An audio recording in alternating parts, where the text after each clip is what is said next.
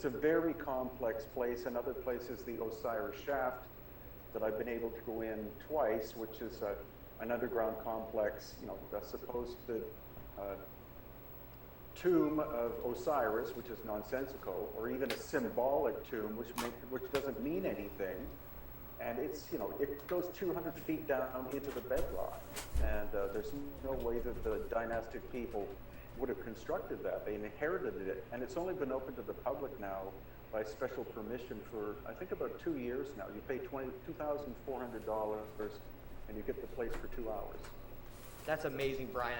That would be an incredible experience to be able to go down there, let alone in there at all, but with it to yourself without a bunch of tourists all around you. Really would be a magical experience that I would love to share sometime. But I'm curious.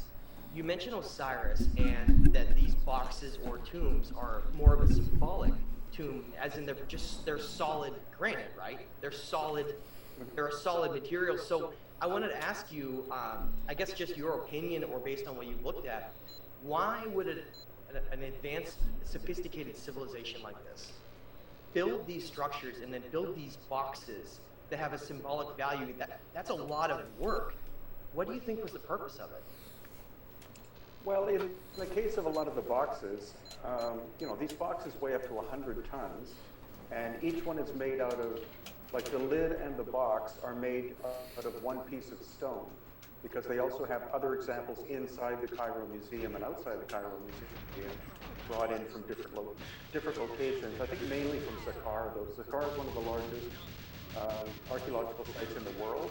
Most of it is off limits still, but certain areas are open. And where the Serapeum, where there are 25 of these boxes, 2 of them unfinished, just massive in scale. Somehow whoever did the work had to have had artificial light, because if they don't turn the lights on when we go there, it's completely pitch black, and there's barely a foot of space to be able to turn the box to go down different corridors with them. There's also a side chamber down at one end, which is locked. And fortunately, one time we were there, and the guard opened it up for us, and we got to go into another series of boxes. And he said it keeps going, like there's another door that's locked. And he said, no, you can't go through there. But he said it keeps going and going and going. So these places are much bigger than what most people realize. That's incredible. So like you said earlier on, as much as the Great Pyramid of Giza is magnificent, and it is, but there may be some of the greatest secrets in Egypt are actually below the ground. And I wanted to get your take on the purpose of some of these tunnel systems that connect to places like the Sphinx, because some people aren't aware, but you can see very noticeable entrances from both the top of the head as well as the paw and the back side, where there's even images of Zaki Hawass coming down the stairs in there being like, nothing to see here, basically, right? And I'm just curious about your opinion about those tunnel systems, and what was the purpose of connecting something like the Great Sphinx to something like the Great Pyramid of Giza and some of the other things like the Tomb of the Birds and some other locations? Well, yeah, the interesting thing is that some people speculate, like I think John Anthony West speculated that the Sphinx is probably 36,000 years old. So it's not simply 12,000. It's like he thinks it's 1.5 processional cycles. And Robert Schoch, he changes his statement every once in a while. I think he's up to 12,000 years old now. But still, that's twice as old as the dynastic people. And also the causeway that goes from the Great Pyramid down to the Sphinx is built at an angle. Normally, the causeway would be 90 degrees from the flat surface of the pyramid. So it appears that the Great Pyramid was built after the Sphinx, and the reason for the angle was to miss the Sphinx because they couldn't go through it. Also, the tunnel system seems to be, it's north, south, east, and west, and it goes several stories underground. I've been 4 stories underground so far, but I've been told it goes at least 10, if not 20 stories down. And it's also believed that sites like Saqqara, which again is a massive location, and that there's a tunnel system there that goes at least as far as the Giza Plateau that we think of, because Abdel Hakim Awiyan, who was an elder who died some years ago. He was filmed in a series called The Pyramid Code, and he stated that when he was young, he was able to go from Saqqara underground to Giza Come on. by crawling, swimming, and walking upright. And the unfortunate So much thing lag is in the this exact run, man. location where the shaft is that he went down has been covered in concrete. So, you know, again, this is a way This is so shit. for academics to try to hide the evidence of what's actually there. So, Brian, it's so hard when you hear statements like that to not use that capital C word, that capital C word of conspiracy. It's very difficult, and it's, you know, it's for those who go down that road, you get labeled automatically when you start talking about this. But how can one hear what you just said? Countless times, right? These passages get closed up, they get cemented. You were visiting tunnel systems underneath the Giza, showing these incredible video of these places. Places like the Tomb of the Birds were discovered, and then they were exploring it, and then bars got put up right in the middle of the exploration. All these different moments keep happening where it seems like this information is being deliberately, I guess, covered up. Do you think that's just to protect this narrative that we have of history? Come on, Want man. to change it? I'm just curious, without getting too deep down that road. It what's might not your have been opinion about pace. why they do Fuck. this? Well, I think they're still trying to defend the paradigm, and the paradigm is everything was built by the dynastic people. That was a good But run. the megalithic stuff clearly shows that that was not possible. So gradually what's happening now, thanks to videos I make and what other people are making, it shows the obvious evidence that there were at least two. That was a close run. The dynastic period and the pre-dynastic. And it's the difference between night and day. So the more we're able to film and expose this stuff, the more the general public is starting to catch on, and it will make Egypt a much more fascinating place to visit once this, this pandemic thing gets finished with. I think people will go to Egypt not simply for the pharaonic stuff, but for this other narrative that we're exposing. That there's all this stuff. Even some of the Egyptologists admit that only 15% of ancient Egypt is open to the public. 85% is still locked and it's all underground. That's why when you go to the Giza Plateau, you'll see lots of different doorways that are sealed shut with metal doors. But gradually, the authorities in Egypt are slowly starting to open some of these things up, like the Osiris Shaft, as I mentioned earlier. That was never open to the public until I think it was 2 years ago.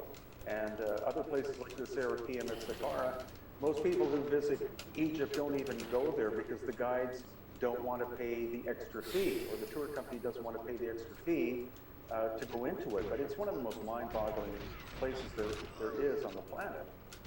I gotta say, I really feel like between Egypt and Peru and Bolivia, those two locations have so many megalithic secrets and underground places that you could almost spend a lifetime exploring them. And I'm encouraged by the work that you are doing and many others to change this paradigm, as you said. This paradigm of history that's tightly controlled as far back as perhaps the Roman Empire. But the point I'm trying to make is that paradigm changing now? Do you see any hints of that changing? Yeah, I do. And actually, the guide we had in March, I can't actually mention his name because he's working on his PhD right now, and he knows about the ancient, he knows the difference between dynastic and dynastic, but he can't say anything about it on camera.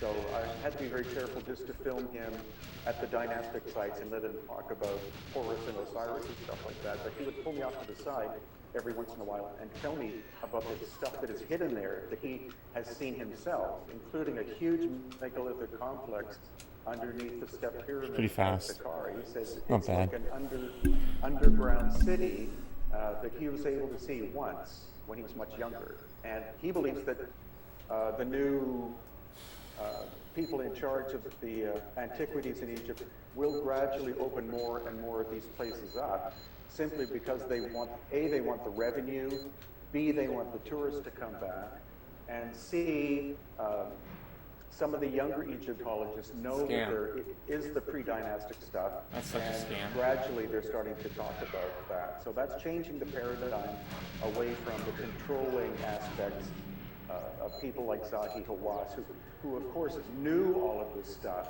but he would emphatically state, that all of it had to have been done by the dynastic people. A few days ago, supposedly Elon Musk sent out a tweet saying that the Great Pyramid was built by aliens, and automatically Zahi Hawass had to make a video saying, "How dare you, say such a thing?" Because obviously the dynastic people did, but he's lying through his teeth. I couldn't agree more.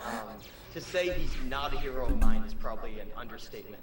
But since you brought it up, I got to ask, because people are going to say, Matt, come on, you got to ask.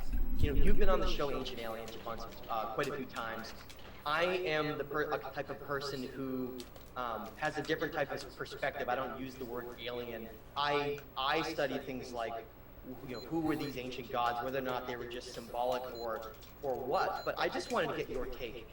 These structures. Yo, Moonraker, what's up, bro? How you doing, man? Obviously agree. These structures were built Yeah, by honestly, maybe. civilizations, if not a Maybe, dude. civilization, who had I incredible mean, there were knowledge about giant animals potentially before the things Ice like Age, right? the diameter of our planet, Or in the Ice and Age. even So why could there not be potentially giant the distance away humans? from our sun. Thanks. Do you think? I guess you can What's up, answer man? this How you doing, however dude? you're comfortable. We've had a lot of really good What is runs the your last perspective 24 on where hours, this bro. knowledge Like, came insane from? runs. We've Well, had really good runs, The man. more I see it, the Good, more I thanks, look at buddy. these Or good for you, places. Like, nice. I've been You're to doing well, Egypt nice. 8 Good. times. I've been to Machu Picchu, I think 83 times. I've been to Ollantaytambo, which is behind you, more than 100 times. And the more that I visit these places, the more obvious it becomes that you have these two different construction styles. Cool, man. And Thanks for being here, dude. as Middle of we the night know, again. some of this stuff would be very hard for us to do with modern On the other side of the world. machines. In some cases, we couldn't replicate this What? stuff. So I'm open to the idea that it was an ancient, advanced, technological Can't sleep. civilization that came and visited and constructed. Well, welcome, and my man. left. Maybe they left because of the cataclysmic activity. Long drive? Wow. Sounds and amazing. Also, everything seems to have been pragmatic.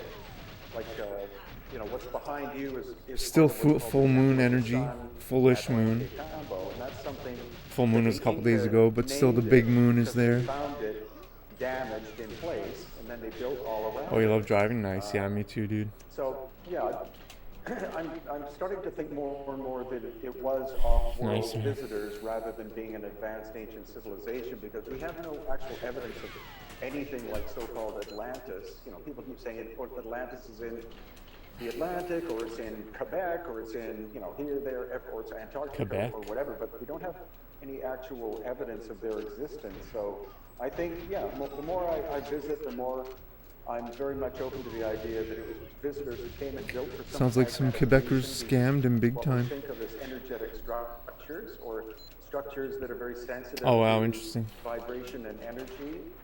And interesting, they have Moonraker. the capability, in the case of, for example, Ollantaytambo, to be able to manipulate matter, like to make it soft, very temporarily, as if it was marshmallow material.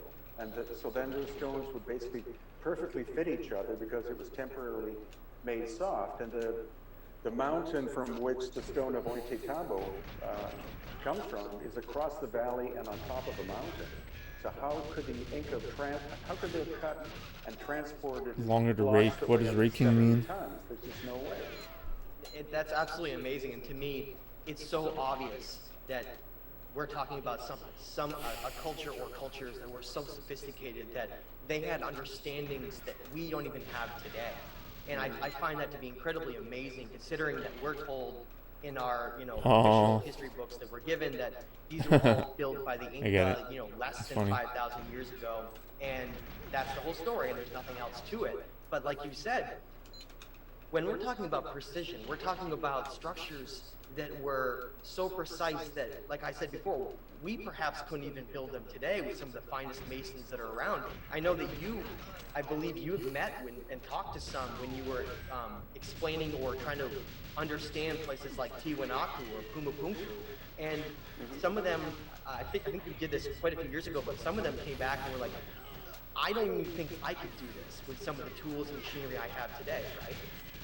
Yeah, well, that's Such a very scam. true. We've had quite a few Lamest joke ever told. Nah, it's good, man. It's good, dude. and I'm not geologists and judging. engineers and people like that, professionals in specific fields come and explore these sites with us in person, and they all say the same thing. They say, there's no way that culture could have done it, so there had to have been someone with much more sophisticated technology, much farther back in time, that did it. And the other thing is, most of these places, Lamest joke ever every told stone is unique the in terms joke of not its said. shape and size, and we don't approach construction that way.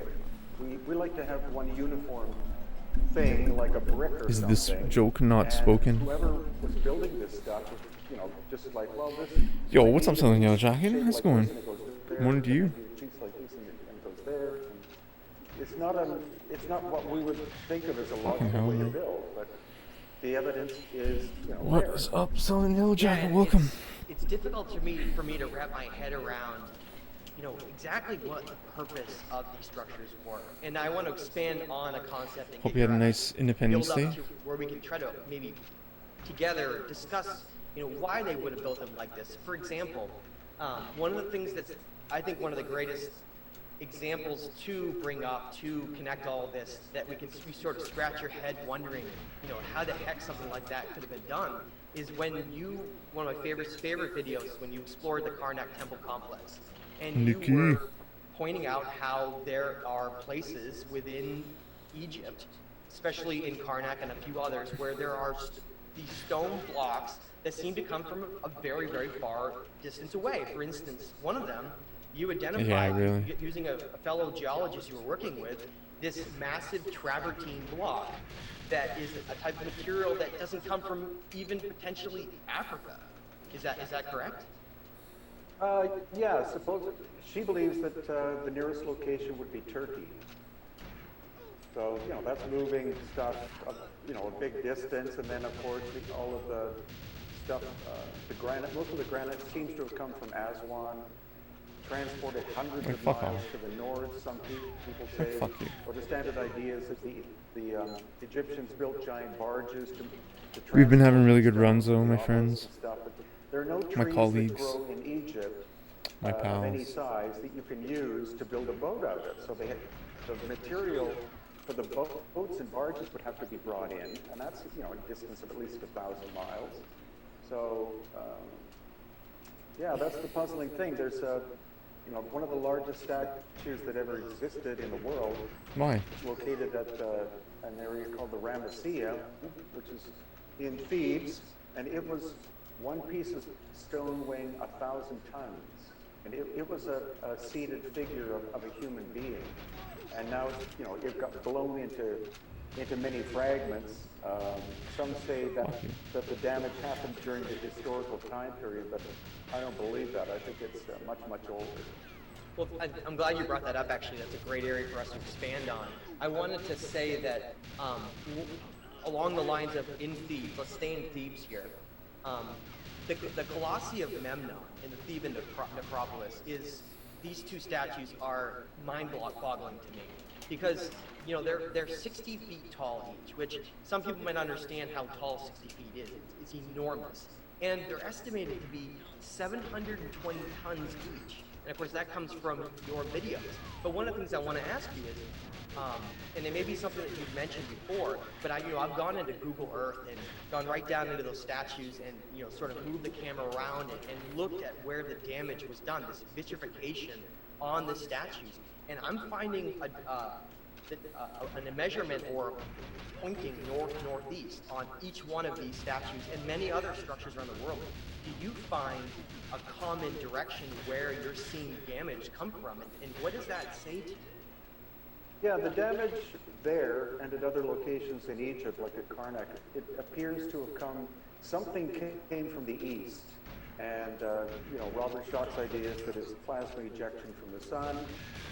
The geologist we use, most often Susan, believes that the stone was scorched with at least 2,000 degrees Celsius heat, like a flash burning. And so the front of the two colossi are more damaged than the sides, and the back are almost intact. And then their orientation is actually 23 degrees off north, south, east, and west. And almost any civilization or culture knows how to figure out where north, south, east, and west are. So that again insinuates that the axis of the planet shifted during the series of cataclysmic activities. And then, interestingly enough, behind the colossi and off to the right is where the 1,000-ton statue is located, or the fragments of it.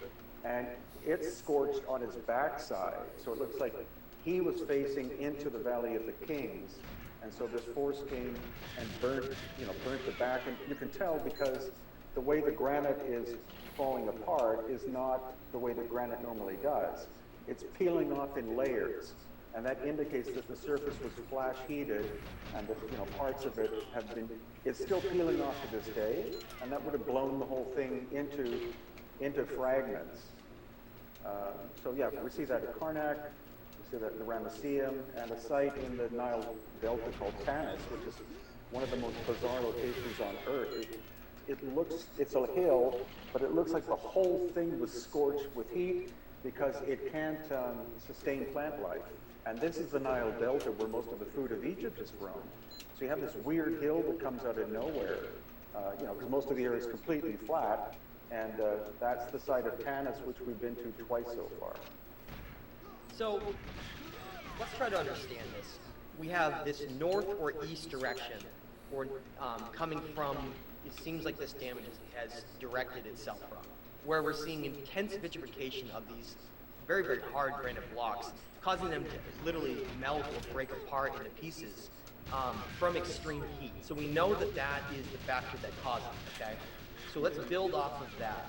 If there's a certain direction and a certain type of heat that had to create that, do you think do you subscribe to someone like Graham Hancock's perspective of some kind of a cosmic... He did, man. He did. Or do you GG's. think, Congrats. which is what I actually Congrats, believe Ace. as well, that it was more of like a great solar outburst, some kind of an event where it had an impact on not only extreme heat, but also a movement of the poles. Or could a movement of the poles also happen from a cosmic strike? What's your feelings and take on that? Well, I guess that's what I cover in my book Aftershock, where I look at all these ancient locations, and they're different theories. But they all talk about the same time period. They all talk about 13,000 years ago. You have one theory, which is Robert Schoch's, about the solar... I mean, I guess. From the sun. Yeah, that's pretty Then true. you have, Paul Laviolette, Something on Jack. I guess not really dogs. ejection from Yeah, the I galactic mean... center, that the black hole that's in the center of our galaxy... I guess, but I mean, no, yeah, actually people, we fills don't up have over many time, and then firearms. will suddenly, almost like burp or emit Based on, a massive amount of energy that goes across the galactic plane, which could have gone through the I sun. think we definitely need could have caused firearms in solar every household in Canada. plasma effect, and that 100%. this happens every 13,000 years. Especially after what they pulled on us in the last 2 years. The only reason why we're free in the world is because of the United States owning guns A massive asteroid was recently found in their Greenland houses. that was like nickel, 330 iron, mass shooting down here. and a mile Yeah, diameter. sorry, I know it's bad, but I know, like, but That was discovered, I think, less than 2 years ago. what's the But point of why owning a could fire? that Like, you know what I mean. The supposed age of this event, so therefore it would preclude the having Just a in cosmic 2023, impact on someone like interesting. Switzerland? Not Some that I might be know of. false the flags. I mean, I'm not basis saying of everyone these is, but I think that this impact could have happened between I mean, dude, 13,000 and like just the way 100,000 years the ago. government has But it is literally within declared war it on is its within the citizens in the last 2 years. boundary of that, but I think it was a combination of all sorts of different things. With the I think, injection our discrimination. planet was battered by all sorts Sure, of we threw a different party, actions or over the we years threw a that protest up would here, have, but the real movement in the decimated, any was population coming from centers. the Like, call of you're the talking about Supreme trees that would Court in December of vaporize 2021, stating it's plant life and unconstitutional human, unconstitutional if humans I and can animals, discriminate based on and then make injection. these areas uninhabitable for And the only hundreds, reason if why I not was thousands enforced of is years. because So I think Americans that's have another reason firearms why, in their houses, in my that the opinion. dynastic people repopulated. And we need that in Canada 100%. Now, like 5,000 years 100%. ago. But they We're getting were, absolutely prohibited screwed. from doing. Anyone was prohibited before that No. for a long time because of this literally scorched earth thing that happened, and that's where Tanis again comes into play because No, the sorry, I don't. excavations there, I think first started taking place about 100 years ago. He may be and Fidel every year Castro's it's son, I mean, it's like there are 13 different obelisks. and he's you find definitely there, blackmailed all by the snapped deep into state pieces. elite. So that As the site drama is, teacher that he looked is, like- and looks like it was pedophile that he new. is. And then the dynastic people discovered it and took some of those. But my giant main blocks issue and are the sheep, are the Canadian cattle, right? That's the main issue. It's the sheep, right? it's melted. So Animal farm, depending on the type of stone, the true. It wasn't the heat pigs, it was effect the is sheep. different. With granite, it makes it explode basically. Drama teacher that Same he thing is, with yeah. travertine. Travertine tends to explode if Right. you heat it very quickly. What led to the Right now, revolution in so there's Animal a couple Farm? It figures wasn't the there, fucking dogs human-looking or the figures pigs. where you look at the It's the toes, goddamn toes fucking are sheep. literally melted. That's what I hate the most. Yeah, it's incredible. I try to, studying this like you do, I try to envision what this event or events must have been like, and I almost So have to what I shake mean my by that is head like at the idea Canadian we probably citizens. can't even I hate comprehend all of them. the scale and the magnitude, like I'm Randall needing- Carlson says, the different magnitudes needing of as hard as I disasters can. on the earth. What kind of scale? All else of shit, yeah, really. It's just to so. measure? Do you think that this It's was, just like, so global obvious. event, Like or it's did just it so hit crazy, man. points It's just on so the insane. planet? I think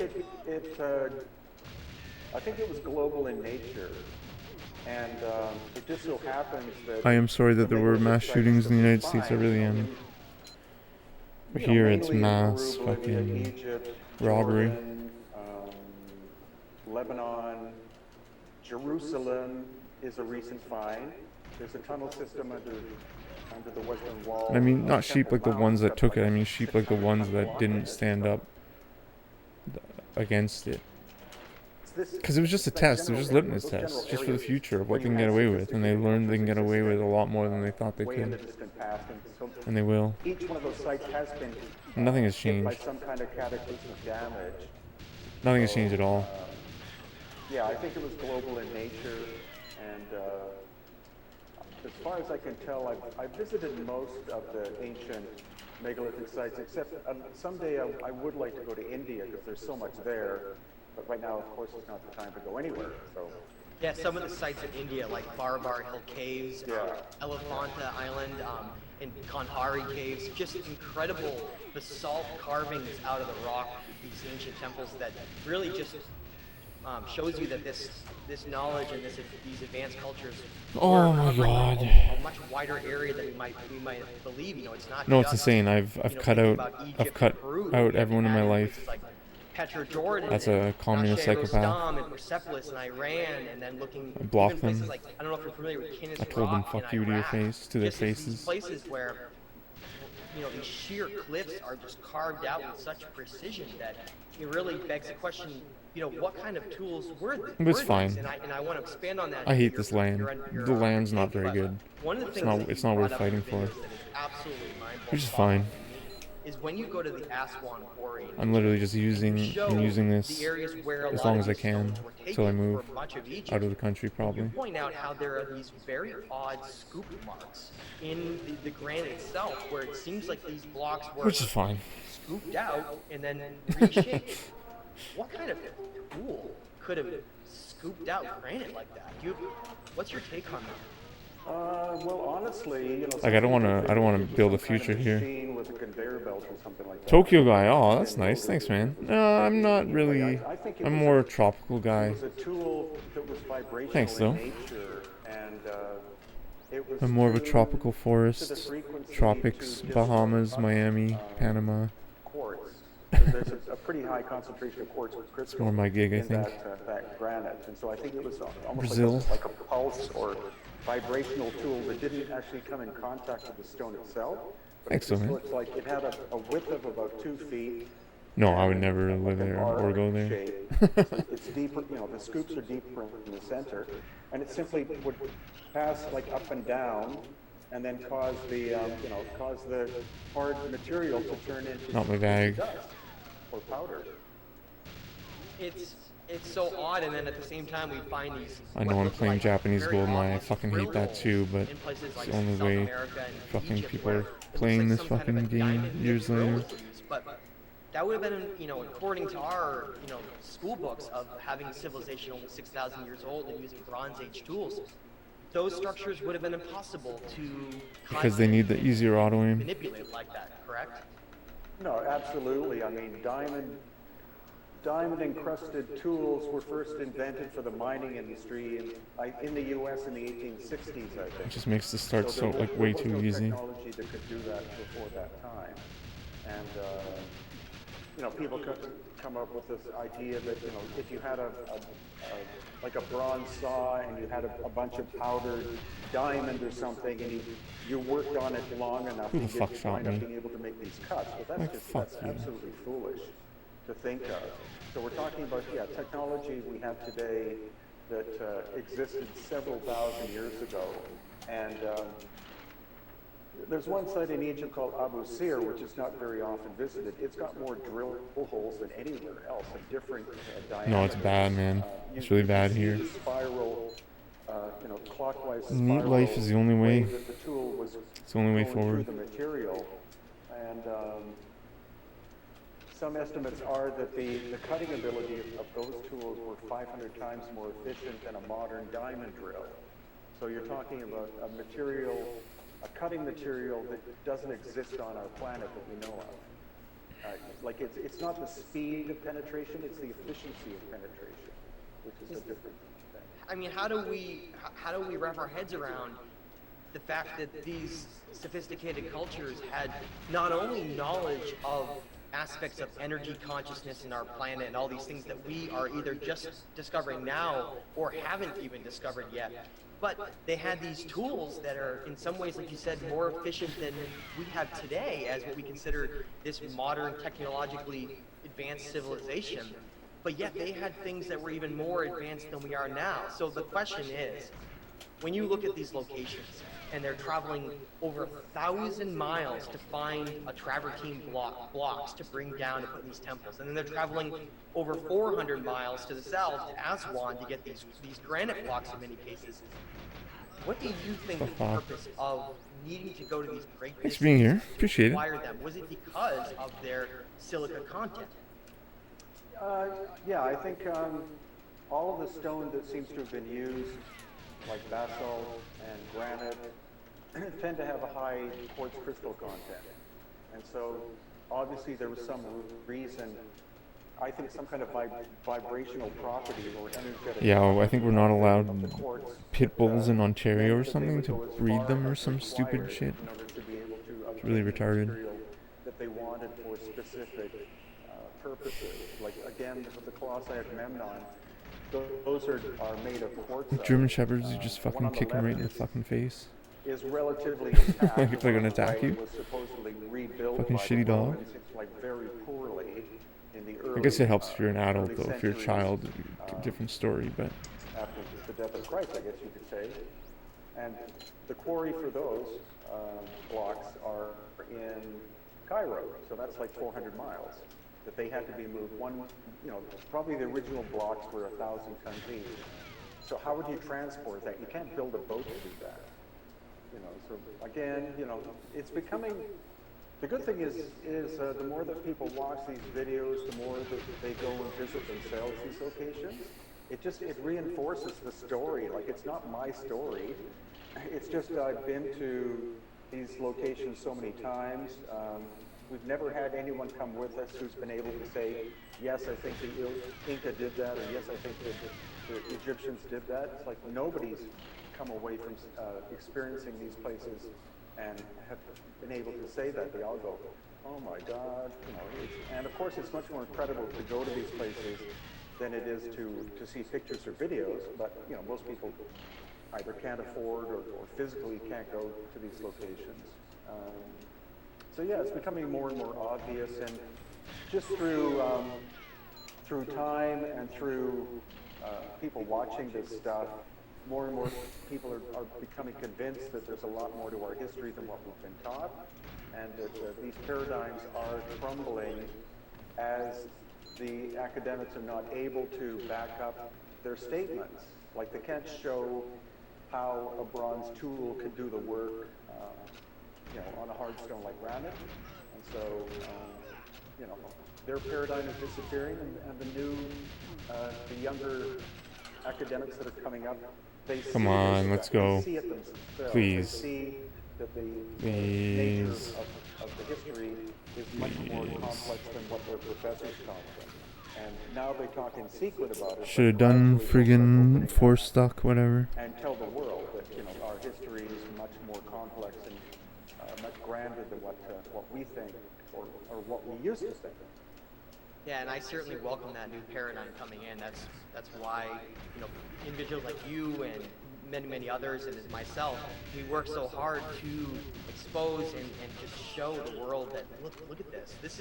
This completely changes our entire story. This completely changes our understanding of ancient history and the rise and fall, it seems, of sophisticated civilizations becoming less sophisticated every single time until before come long, instead of on. thinking that things are in a linear way like we've been told, where we've advanced from A to B now and we're the most advanced ever. It doesn't seem like that's the case. It seems like it's been more of this slow rise and fall until before long, like after these cataclysms of Younger Dryas 12 to 13,000 years ago, it seems like civilization here lost a tremendous amount of knowledge, and we've, instead of going up, we've almost gone backwards in our knowledge and understanding of balance.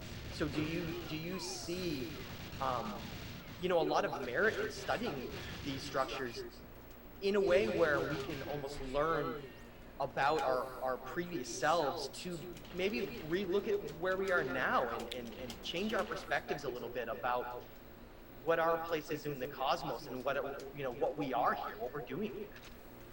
Yeah, well, I think it's quite a humbling thing, because when you can see that there were people or beings capable of doing things that we can't, it grounds you back to Earth, that we are not the most sophisticated life forms that have ever existed here. Maybe it was our ancestors, maybe it was someone else, but yeah, for me, it's a very humbling feeling to stand next to these things and just try to figure out how it was done, and look at the almost impossibility of their construction. That's what's awe-inspiring to visit these places. I want to get your thoughts on one more area as we sort of conclude our analysis of these megalithic lost civilizations. When you look in places like in the back of No, I'm really Old disappointed with Complex, Canada and especially Canadians, in though. places like Peru, we don't really see that in a lot of other places. We find these knobs that were deliberately carved on these stones themselves, which seem to have some kind of a potential energetic or harmonic purpose. And at the same time, when you map something like ley lines, these energetic convergence zones around the world, we find that now they're not quite on the spots where these sites are, but they're close. And doesn't that sort of give you some information when you look at the fact that if we had a pole shift and things moved around to where energetic ley lines may be in a different location now, does that give us any information to help us understand why they were built in the first place? Well, that's the curious thing. I'm sure you're aware of the videos that show that the present equator in the distant past, there was a different equator that was at an angle of, I think, 19 degrees. And that if you plot the ancient sites, they're all either on or very close to that ancient equator. So started Easter Island, like you go from Easter Island to the town of Paracas, which is where I'm at in Peru. That's where the elongated skull people live. Then from there you go to Machu Picchu and Ollantaytambo, and then you go to the Great Pyramid, and then you go to Mohenjo-daro, in Pakistan. And so they all seem to have been built on this ancient equator. Also in Peru and Bolivia, there's another line that comes at an angle like that. It's called the Path of Viracocha. And all of the megalithic sites are located on that line, like Machu Picchu, Ollantaytambo, Temple of the Sun in Lake Titicaca, Pumapunku and Tiwanaku, and on and on and on. It goes down into Chile, but that was a relatively recent discovery. We also had some people who were very talented at dowsing with rods. On this one tour we had 6 of them, and one of them was incredibly sensitive at being able to figure out the band or the width of what these lines were. Oh no. Energetic lines, something like, at Machu Picchu. Auto aim helped me out big time there. He had some kind of nervous condition. It was actually made him able to be very sensitive to, most people think dowsing rods are BS or whatever, but he was incredible at being able to manipulate or to sense these things, even like male and female sub-energy bands going back and forth. So that was quite intriguing. So if these sites are located, like we think of Giza, right? It's supposed to be the geographic center of the planet. And these sites are on this ancient equator system, and they have an energetic, harmonic purpose. Okay, let's say that that's what they are. Would you say that these would potentially have been built, because we don't have any writings on them, right? There's no hieroglyphs on them. That they're obviously not the purpose that the ancient pharaohs of Egypt had for what we think of as them. So why? Do you think that they were potentially built as some kind of a balancer of energy if these ancient people had known that these cataclysms happen and that there's pole shifting that leads to these incredible disasters, right? Would that potentially imply that they knew that those could happen and that maybe they were building these to prevent the severity of those events? What is your take on that? Yeah, something like that. Some of the sites, we don't know how old they are. They're probably 13,000 plus, but we can't say how old they are. But they're pre-cataclysmic. The curious thing. Oh, what? That's no. That's garbage. Whatever. Orientation is about 23 That's degrees not true. southeast and west. It's just so so dumb, that guys. the Earth shifted. Didn't need that extra pause either. Whatever. But the Great Pyramids on the Giza Plateau, they're oriented within something like 3 degrees or 3 degrees of arc or something like that from perfect orientation north, south, east, and west. So I think the Giza Plateau pyramids were built either during the cataclysm or right after the cataclysm by who knows. And that complex was built as a stabilizing energetic complex for the planet, and that's why it was located at the geographic center of the planet. That's very curious. The other ones seem to have been energetic in some kind of way, but what the actual function was, whether it was harnessing or focusing or amplifying Earth energy or what, that's kind of the theory that we're looking at now. But for what use? To expand consciousness maybe, or to create localized force fields of some kind or energetic fields. Again, it's something that is so enigmatic. And the knobs themselves, like the standard story is that the knobs were put there on purpose so that the ancient Inca, for example, could lift the stones up and put them into place. And then when you say some of the biggest ones don't have knobs, then the archaeologists say, well, the Inca cut those ones off. It's like, no, because some of the biggest ones don't have any knobs. Again, there's no logic to their story. It seems to be some kind of energetic function, but what specifically, I don't know. Some people think it almost looks like an extrusion machine. How they make plastic products now. Who knows? That's one of the biggest enigmas are these knobs, because you find them in many different locations around the world. You find them in India, you find them in Turkey, you find them Sorry if you're Egypt, from all over Tokyo, the Southern place. Yellow Jackets. Well, clearly it Didn't mean to points to insult the Japan. fact that they had a very specific reason why they did all the things they did. It wasn't random. Like when we think of as, oh, this civilization built here because of their access to water. But look at places like Tiwanaku and Pumapunku, built at 11 elevation up there near you at 11,000 feet in a place that has very sparse water and food. It's very hostile conditions to live up there. So clearly, the purpose of them building had nothing to do with their access to being able to just grow crops and just create a civilization. It was more of a specific location on the planet that they needed to build them at, rather than having all of these necessary things available around them, which really begs the question of, if they knew that that was as important to do as they did. I mean, some of the feats involved in this requiring traveling 400 to perhaps 1,000 miles away to get these blocks that we have no idea how they even lifted. And then like you mentioned, all like Tombo, these stones like are in back of me that were taken off the top of a mountain, stones that are over 50 tons each. This was all very deliberate. This was all done as in like there was a grand plan needed here. So the question is, if that was 13,000 years ago, roughly, that these cataclysms happened that led to the destruction of these civilizations. Come on, what? A lot of the destruction we find It's too on the dumb, structures guys. themselves. It means we know they were built before. But really, the ultimate question I want to ask you as we conclude here is, here we are 12 to 13,000 years later, and we're finding a lot of increased volcanism and geologic activity going on around the world, and we're seeing the North Pole shifting, and they're flying up there in aircraft and trying to reevaluate where the true north is. Are we in another one of these cycles now? And this isn't a fear-based question. It's just a realistic question. What do you see for our future of these changes? Are we going to learn the necessary lessons needed to be able to reach the next step? Or are we going to disappear just like these past civilizations have?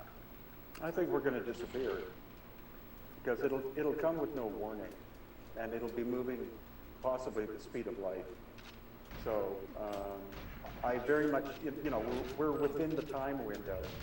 But it could be tomorrow, it could be 1,000 years from now. I don't think it's going to happen in our lifetimes, but again, according to Paul Laviolette, it's a cycle of, and the same with Robert Schoch, it's a cycle of every 13,000 years, plus or minus. A destructive series of events happen. So I think,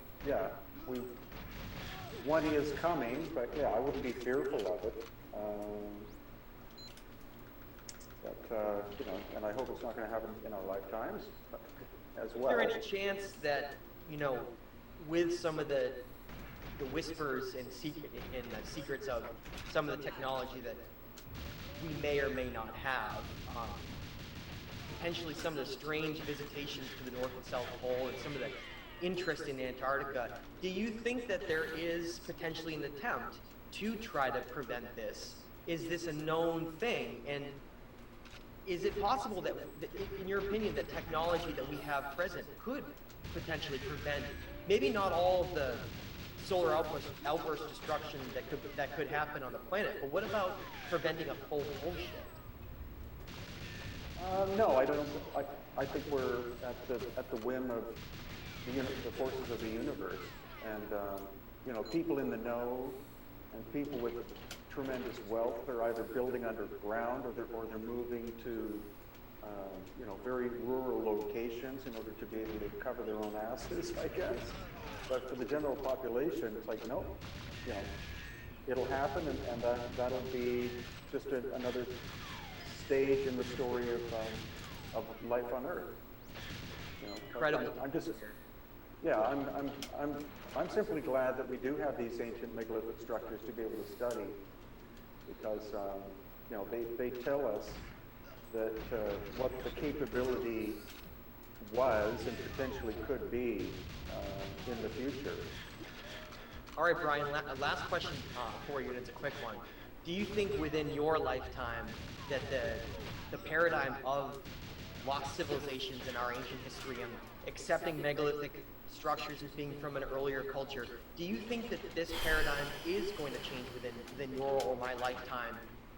Or do you think that it's going to remain sort of in the background? Well, I think more and more people are waking up to it, not the general population, because most people, when they visit ancient locations, they simply want to be told a story. So if the guide says Machu Picchu was built by the Inca, then everyone just goes, oh, okay. They're not shown the difference between the megalithic aspect and the Inca aspect. But every time I go to Machu Picchu now, some of the local guides do come up to me and say, I've been watching your videos and I had no idea that there was a difference in construction technique, but now I know, and that's what I tell the people when they come to visit. So that's more of what I want to do than anything else. Originally, it was to try to wake up the population in general, but now I would like it, or I like the fact that I'm being able to influence local, guides of the complexity of the nature of the things that they show people. I'm very happy about that. That, to me, that means my job isn't necessarily done, but it means that I don't carry the burden of having to be the only one doing this kind of stuff. And of course, there are other great channels like Bright Insight and Uncharted X and many others. The Lost History channel, like there are many YouTube channels now that are talking about the same thing. So that's wonderful. The more of those there are, then the better for all of us. Yeah, and that's one of the main focuses of my channel as well. And the more channels and more individuals we can get that show this and point it out to the public, like you said, the more we can slowly influence a change of mind that eventually will become overwhelming to have us relook at this in a really serious way and potentially rewrite our entire history book. Brian, I just want to say I want to thank you for all of the dedication and hard work you're doing around the world on all these sites. You've changed my perspective and really helped clarity in my own perspective of looking at ancient history and lost civilizations. And I want to say just thank you to all those people that feel the same way as I do, and also for coming on the show today and having this great discussion. Can you go ahead and tell everybody where they can find your work, and maybe even just end out and just letting people know some of these future visits and projects that you're working on? Sure. Well, everything is basically at my website, which is hiddenincatours.com. And, links to all, like I've got 1,470 videos now or something like that. And like 97% of the website has free information, because that's my main job is to share what I learned with the world. There is a commercial angle to it as well, like the books and the tours. The tours are presently on hold because of what we're all going through. Have no idea when, for example, the Lima International Airport is going to open again. They keep delaying it. But I'm still planning on doing tours in Egypt and Peru and Bolivia. Once in a while, Easter Island. Once every 5 years, go to Turkey maybe, and Baalbek and Petra, places like that. And I'd like to go to India once, but again, who knows when that's going to happen. So that's where people can find basically everything that I've done, and everything I will be doing will be. I keep adding new posts to my website as time goes on. Brian Forster hating on India. Certainly a lot to look forward to. I'm always excited for new videos that you put up. Always something new to learn. So I just wanted to say I truly appreciate everything you're doing. Thank you for coming on today. This has been episode number 8 of Mastermind Discussions with Brian Forster. Until next time.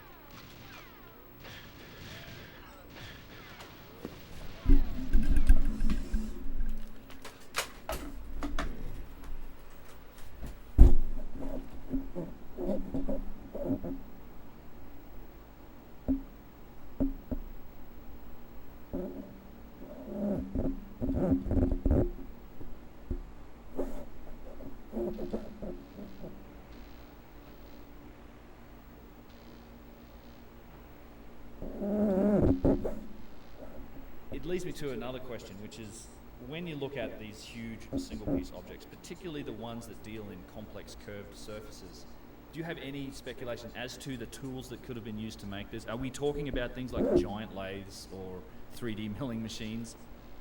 Well, I think there's evidence that they were using massive lathes to create their artifacts. There's evidence of that in the Cairo Museum.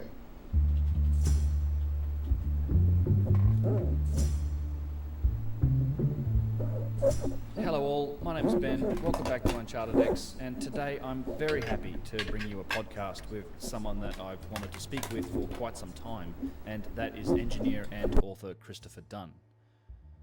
Chris has an extensive background as a craftsman, with nearly 50 years experience working at every level of high-tech and precision manufacturing, in particular in the laser and aerospace industries.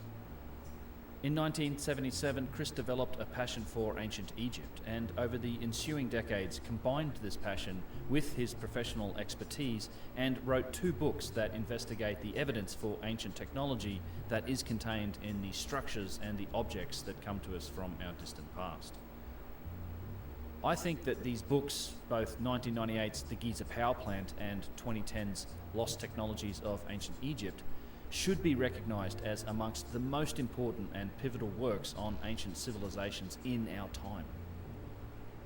I consider Chris, with his pragmatic and engineering-focused approach, to be the modern-day successor to the works of the great Sir William Flinders Petrie, and I've featured both Chris and Petrie's work in several of my documentaries, notably those dealing with precision, as well as my full-length feature on the tube drills of ancient Egypt.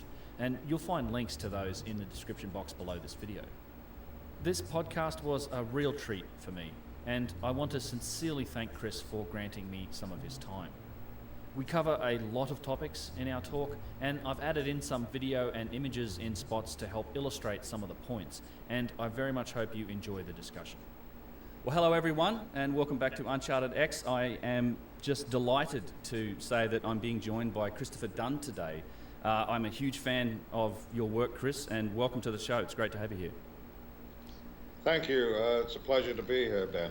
Yeah, it's something that I've been looking forward to for quite some time. I do want to say, kind of right off the bat, that obviously I'm just a huge fan of your work. I've featured you in several of my videos. I don't think you'll be any stranger to the folks that watch my content. I think you've done so much to kind of advance the field in terms of evaluating the engineering that goes into some of these ancient technologies and shining a light on the complexity of some of the things that we look at. And yeah, I just want to say thanks for your work. I mean, I think it should be considered, and I hope it will be considered as just some of the most important works that have been done on Egyptology and ancient civilizations. Well, thank you. I appreciate that. Yeah. It's great. Yeah. And I just did want to mention also just thanks to NEXT, because he's a fellow researcher and content creator, and he's a great guy. I haven't had the chance to meet him in person yet, but he's connected us, and so thanks NEXT for doing it.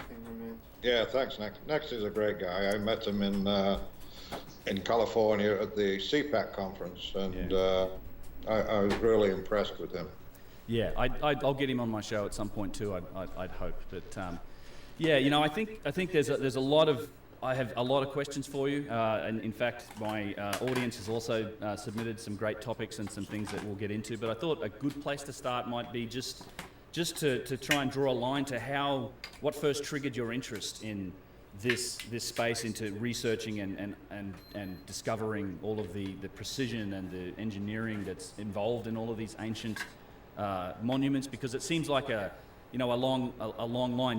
You work in the engineering space, making precision parts for the aerospace industry and things like that, and then from going to that to writing books about ancient Egypt is, I imagine that's an interesting path. Well, yes, it was. It has been a very rewarding, and I don't know. I suppose it's interesting to a lot of people, but I will take you back to when I first started to study this subject. That was in 1977, I was working as a tool and die maker in Indianapolis, and but I was also very interested in philosophy, particularly world religions uh, and the whole New Age kind of movement, which I kind of brushed against, and found some really lovely people. But I was in friends of mine were running a philosophy class in Canby, Indiana. And you might say, well, where's that? Well, it's just about 10 miles south of Indianapolis, but they had a metaphysical bookstore, and they would run philosophy classes where groups would meet. There'd be a reading from a book, and then there would be a meditation period.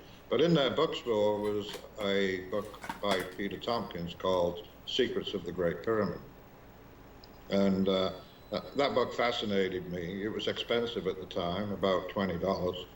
But I sprung the $20 and bought the book, and it laid on my shelf for, I don't know, a month. And then one night I went home from work and I just picked it up, and I just started to study it in detail.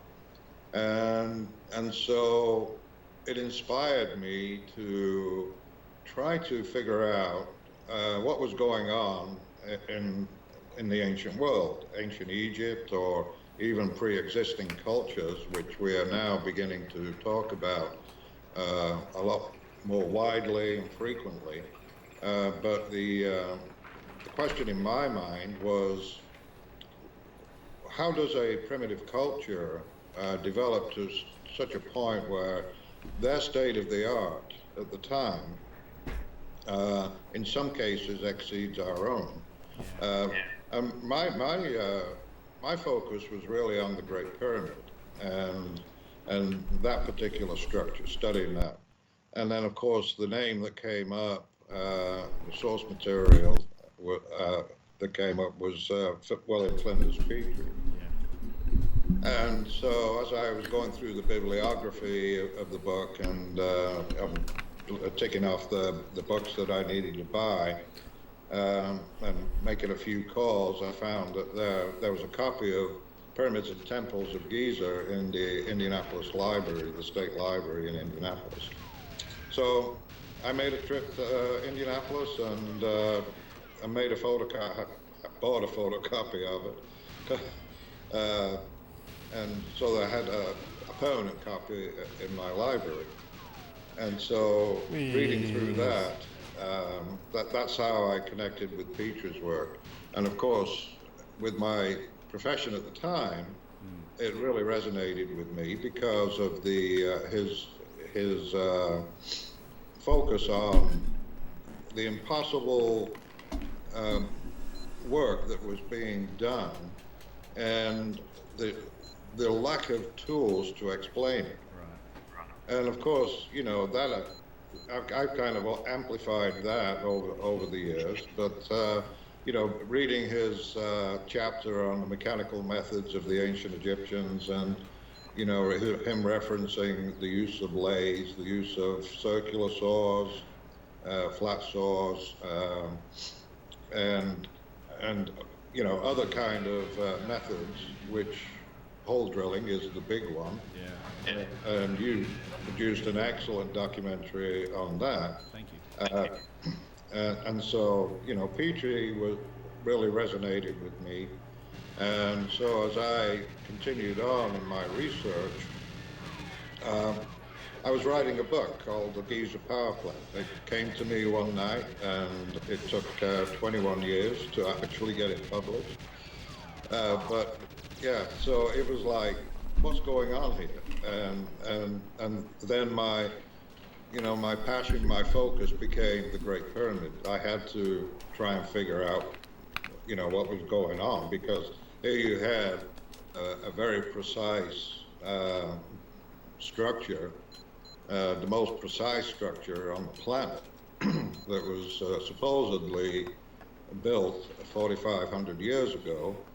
And yet there are no tools to explain how it came to be. But the part that really interested me was the precision. Um, and that really, you know, it boggles the mind when you consider how precise the Great Pyramid is. You know, it's been there. Everybody knows it. The casing stones have been removed, but the few that are left, Petrie measured and found that they were within half the thickness of a thumbnail of being perfectly flat. And I had a dream last and night that so I was you know, snorting that's cocaine. significant. Certainly is. But then I was in some tropical looking island at the place, schematics and I of was the like inside, hiding cocaine and snorting it it. looked more like a machine than it did a structure for human habitation, whether It was a dream. alive or deceased. it just didn't make sense to me. And then, of course, as I I was would not pondering recommend. that, and I was reading the opinions of other researchers in the past, it seemed like that there was an overriding question about the Great Pyramid, and the question was, what was its true purpose? Because in general, the people who were asking that question did not believe the tomb theory and argued against it for many, many different reasons. I mean, obviously the lack of evidence, there's no doubt. But then also the explanation by Egyptologists about the different features within the Great Pyramid. Yeah, like it's a mistake or something. That just you can't build a structure like that and make it up on the fly, right? It's not like, oh, we don't like the Queen's Chamber, let's build another one over here. Yeah, right. And so there's all these anomalies. There are these, unusual shafts that run up in different directions. And so all of that, I thought needed an explanation, and that the explanation would be a technical explanation rather than, saying, well, maybe it was a initiation chamber, or maybe it was built symbolically to point to certain stars, or things like that. Which I read those, and some of them are interesting, but I kind of rejected it because in all cases the individual theories they don't address all the evidence, and so it's kind of like, well, this theory will work for maybe the Queen's Chamber or maybe the subterranean chamber, but it doesn't work when you get up into the Grand Gallery and into the King's Chamber and all the features there. So that was the problem, in my opinion. And I thought, well, if I could come up with an explanation that actually explained all the features and all the features that actually fit into this explanation, then I'd make a lot of people happy, and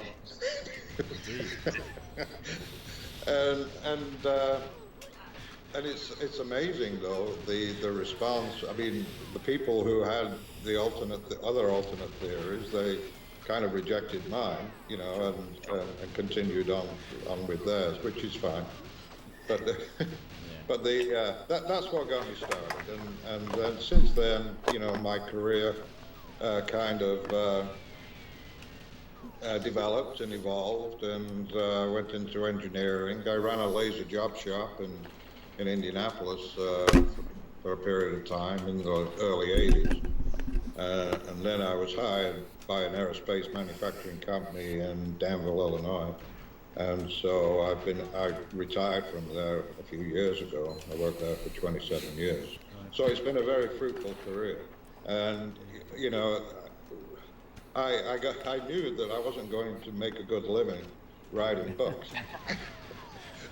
Considering it took me 21 years to write the first one. Right.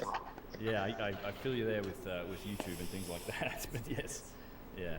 No, that's amazing. Yeah, in fact, the Great Pyramid's an interesting topic. I was going to touch on it a little later on, but seeing as we're talking about it, I'm interested in your theory. I know you've discussed this in a couple other places, but all of the recent new work that's been happening around the Great Pyramid, the Scan Pyramids project, as well as the recent robotics effort to send another robot up the shaft in the Queen's Chamber to take a look at what's behind that door, and sort of look at the back side of the door that's at the end of the shaft. So how do those fit into your theory? I mean, for me, your theory is exactly as you said. It's really the only one that accounts for all of the features in the Great Pyramid without kind of, as you say, these exceptions of where things work for one thing and things work for the other. I mean, I agree with the idea that, I mean, to me, everywhere, every ancient culture, whatever they did, no matter the evidence, it seems like our Egyptology or archaeological establishment will generally always classify things as symbolic or ritual spaces, just because that's, you know, the idea of things being functional isn't really in the books, because they're looking at those, I guess we would still call them primitive civilizations, and thinking, well, they weren't operating on this functional level, they weren't creating machines. But, you know, again, the evidence kind of, when you look at it, suggests something else. So do these new efforts, I'm sure you followed those, some of the developments in that space, the idea about the new voids in the Great Pyramid, how do those fit in with your work? Very nicely, actually. You know, and basically, fundamentally, if you propose a theory or a hypothesis, and new information is revealed, if it doesn't fit with your theory, you either accommodate it or and change your theory, or the theory has to be thrown out. Right. And so, when the Scam Pyramid project results came out, I was asked, well, what do you think of this new void? And my state of mind at the time was, the resolution of what has been revealed seems to be fairly low. Yeah. And I think a physical exploration would be good to actually gather data about the true geometry of and dimensions of what they had discovered. So, and that was pretty much my opinion on that. And then I got a call from a Rolls-Royce engineer in Indianapolis, Eric Wilson, great guy, and he said, "Hey, I was just accessing this Scam Pyramid data," and he says, "I know what that's for." And I said, "Do tell." And so he said, "Well, the thing is that I'd always," and he had claimed that the Giza power plant theory was lacking in that there was no pre-amplification of the microwave signal coming through the northern shaft. Right. And he said this void is located right near the northern shaft, in a place where if you wanted to place a preamp, then that would be the perfect place for it. And so right now I'm saying it's not conclusive, but it's very, very attractive and enticing. Yeah. And it doesn't really dispel what I have previously written.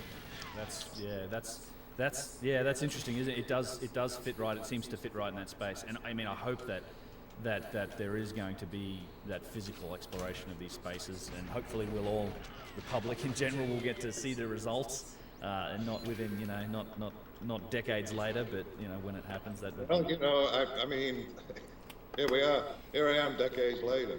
Yeah. But the other, I mean, you mentioned the Queen's Chamber shafts, and those explorations, they took almost a couple of decades. You had the original exploration in 1993 by Rudolf Gantenbrink, where he came across this blockage in the shaft, and before then nobody knew where the shaft went to. Yeah. They'd looked on the outside of the pyramid for the termination of these shafts and couldn't find them. And so he runs his robot up the southern shaft and comes across this blockage that had two pins coming through it. And I was watching a documentary with a friend of mine, and I'd already established, or I had a theory on what the shafts were for, based on just the fact that there is a shaft and that the shafts did not complete, or they were not completed into the Queen's Chamber space. There was like a 5-inch block, 5 inches of material in the wall block, and so I had theorized that the only thing that would pass through that would be some form of liquid, and and this was what before I actually finished writing my book, and my friend turned to me, Jeff Summers, who's a great guy, and he turned to me and he said, "Well, they look like electrodes." And of course, I'm like, "Well, yeah, bingo." And so that's where, in my book, I describe the function of what I call a fluid switch. Yeah. And you in fact, and you correct me if I'm wrong here, but my understanding was that you essentially predicted what they would find behind that door, which would be another void, and the other, I guess there's another wall back there behind that. But that's what I had heard, that you're based on your theory, you had predicted that that's what when they drilled through that wall at the end of the shaft, that's what they would find, another void, and then. Yeah, and the interesting thing is that when they tested the thickness of the door with an ultrasonic thickness tester, and they found that it was 3.25 inches thick. And in my book, I illustrated that to be around 3.64 inches. So I knew the door didn't have to be, that thick in order for it to function. But then I also predicted that eventually they would find a continuation of cabling or something where there would be a connection made to some kind of device that would detect the discontinuity when the fluid dropped below the level of the pins. But when they drilled through in 2002, they didn't find that because their camera was one directional. It was like an endoscopic camera, which just looked straight ahead. And I think it was like they had a fisheye view of the back of it. But then in 2010, they did another exploration with what they call the Jedi robot, which had an articulating camera. And they took photographs of the back of this so-called door, and they saw how the pins actually looped around and were locked in place in a hole at the back. And there are several articles, updates on my website, gygespower.com, that detail, those explorations and what was discovered, and what I thought the significance of the discoveries were. But the other thing that the Jedi robot detected was the markings on the floor behind. Yeah, and there was a bit of consternation about what those meant, because they thought that there was some kind of Mason marks. And when I looked at them, I saw them as a wiring diagram, or electrical symbols, if you will. You have a twisted pair. Yo, what's up, Christian? How you doing, man? Kind of, it looks like a number 5. What's up, dude? It's crudely scratched in there. And so I saw that. Hope you enjoyed the beach yesterday. They were using them as connectors. And I created a replica of the door. It's a full-size replica. Good, that's good, man. And equipped it with similar pins that curl around and lock into place, which is actually quite a brilliant design. But I did it with plexiglass. Yeah. But if you look at the photographs, you'll see that when you look at the backside of the pins, you have erosion on one of the pins, like you would on a paddock. So the electricity was flowing from the cathode to anode, right? that explains it. Yeah. So anyway, that was the exploration of the southern shaft. And maybe they'll do another one. I don't know. Yeah, I'm not sure if is that the same robot that's, I think the recent documentary that's just come out, it's on the Ancient Architects channel, it's called the Dentist, the Robot and the Pyramid. I'm not sure if that's the same robot or not, but it takes that, it's video footage of I think it probably is, of them looking around with the camera that curves and takes a look at the backside of the wall.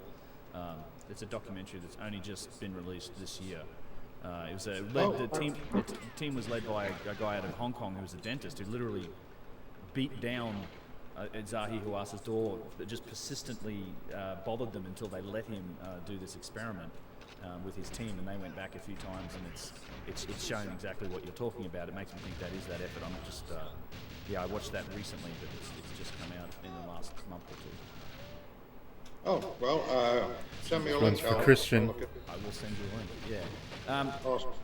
So one other thing you mentioned earlier. Why? This is before we This? get into other examples. Scammed. Of Absolutely precision and scammed. things. That was so fast. I'd love to get your perspective, given At full health, your yeah. background as a precision engineer and understanding how precision relates to things like function. It's a point I try to make in my videos, is that we deal with precision on a daily basis. It's a term that gets used a lot. It's used in advertising.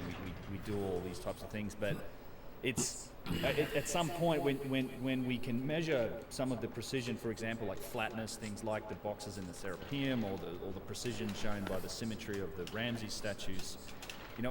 At some point, that level of precision implies a couple of different things, right? It implies both just a sophistication in the tool set that must have been used to create these objects, and then I think when it comes to objects that you can argue that aren't necessarily, there's no arguing that a Ramses statue is artwork at some level, but things like the boxes, and these boxes we find not just in the Serapeum but elsewhere, the precision that's evident in the inside corners, the surfaces, the flatness, the overall geometry of the boxes, which we'll talk about, but just in general, the precision's relationship to function. I mean, is that something that I know you mentioned it in the books, but just your perspective on precision in general and its relationship to function is how important do you think that is? What does it mean? Everything. It does. Precision is everything, and where you don't need it, you don't create it. Right. But in today's world, we have artifacts that are created with machines that don't need to be precise, but they are precise because the machines are precise. Right. Furniture, things like that. Yeah. But then when you go to the evolution of manufacturing and what precision means, if you were driving a car in the 70s, or you have a car from the 70s, and you look at the fit and finish of the car body itself, you will find huge gaps, between the hood and the body, or the trunk and the body. Now, because of the evolution of manufacturing technology, those gaps have been reduced to a minimum. And sometimes, it's remarkable when you see how precise the vehicles that we drive today. Yeah, I mean, everything from electronics on up. I mean, it's all done. I think it's a subtle point that I try to make as well, which is, you only develop the capability to get that level of precision because of function, or because it has some tangible benefit that is returned to you through optimized, efficiency, things like that. Like the example I love to use is, just semiconductor chip manufacture. I mean, we didn't spend however hundreds of millions of dollars it's cost to develop the ability to create, these complex electronic devices on a nanometer scale for any other reason than this optimization that gets returned to us. But then, as you say, like once we develop the process, that precise process, it then gets applied to everything else. And I think it's a good explanation for things like the Ramsey statues, is that clearly whoever built these had a process that was very precise, and they perhaps developed, it seems to me, a logical extension that process was developed and the precision was developed because they were chasing a specific functional return to it, but then that process was then applied to other objects like these statues. Yeah, and the statues are, and also the pyramids and the temples, they're like the skeleton of a civilization. And so, we admire those, but you have to look beyond that or through them and see that there must have been many other objects that once existed that no longer exist, that have the same precision. And when you look at like the Ramses statue, you can't create something like that with just as a sculptor. Yeah. And even the features on the statues, when you look at them very closely, they're not like a David or an ancient Greek statue or Roman statue. They're more. It looks like more like they were designed by an engineer, because you don't have the subtle features of a human face. And in fact, if you look at it as a challenge for an engineer to create a replica of a human face, and so you got an engineer on one desk and another engineer on another, and the engineer who is challenged to create an exact replica of a human face, a human body, with all the characteristics and flaws that you find in a normal face, you would have, and then you turn that data into machine code to machine it.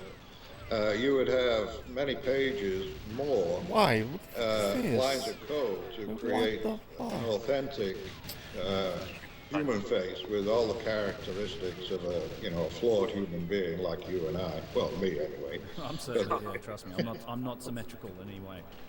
No, I'm not symmetrical. I've been called eccentric for sure. But not symmetrical. But then the other engineer is saying, okay, we just want you to create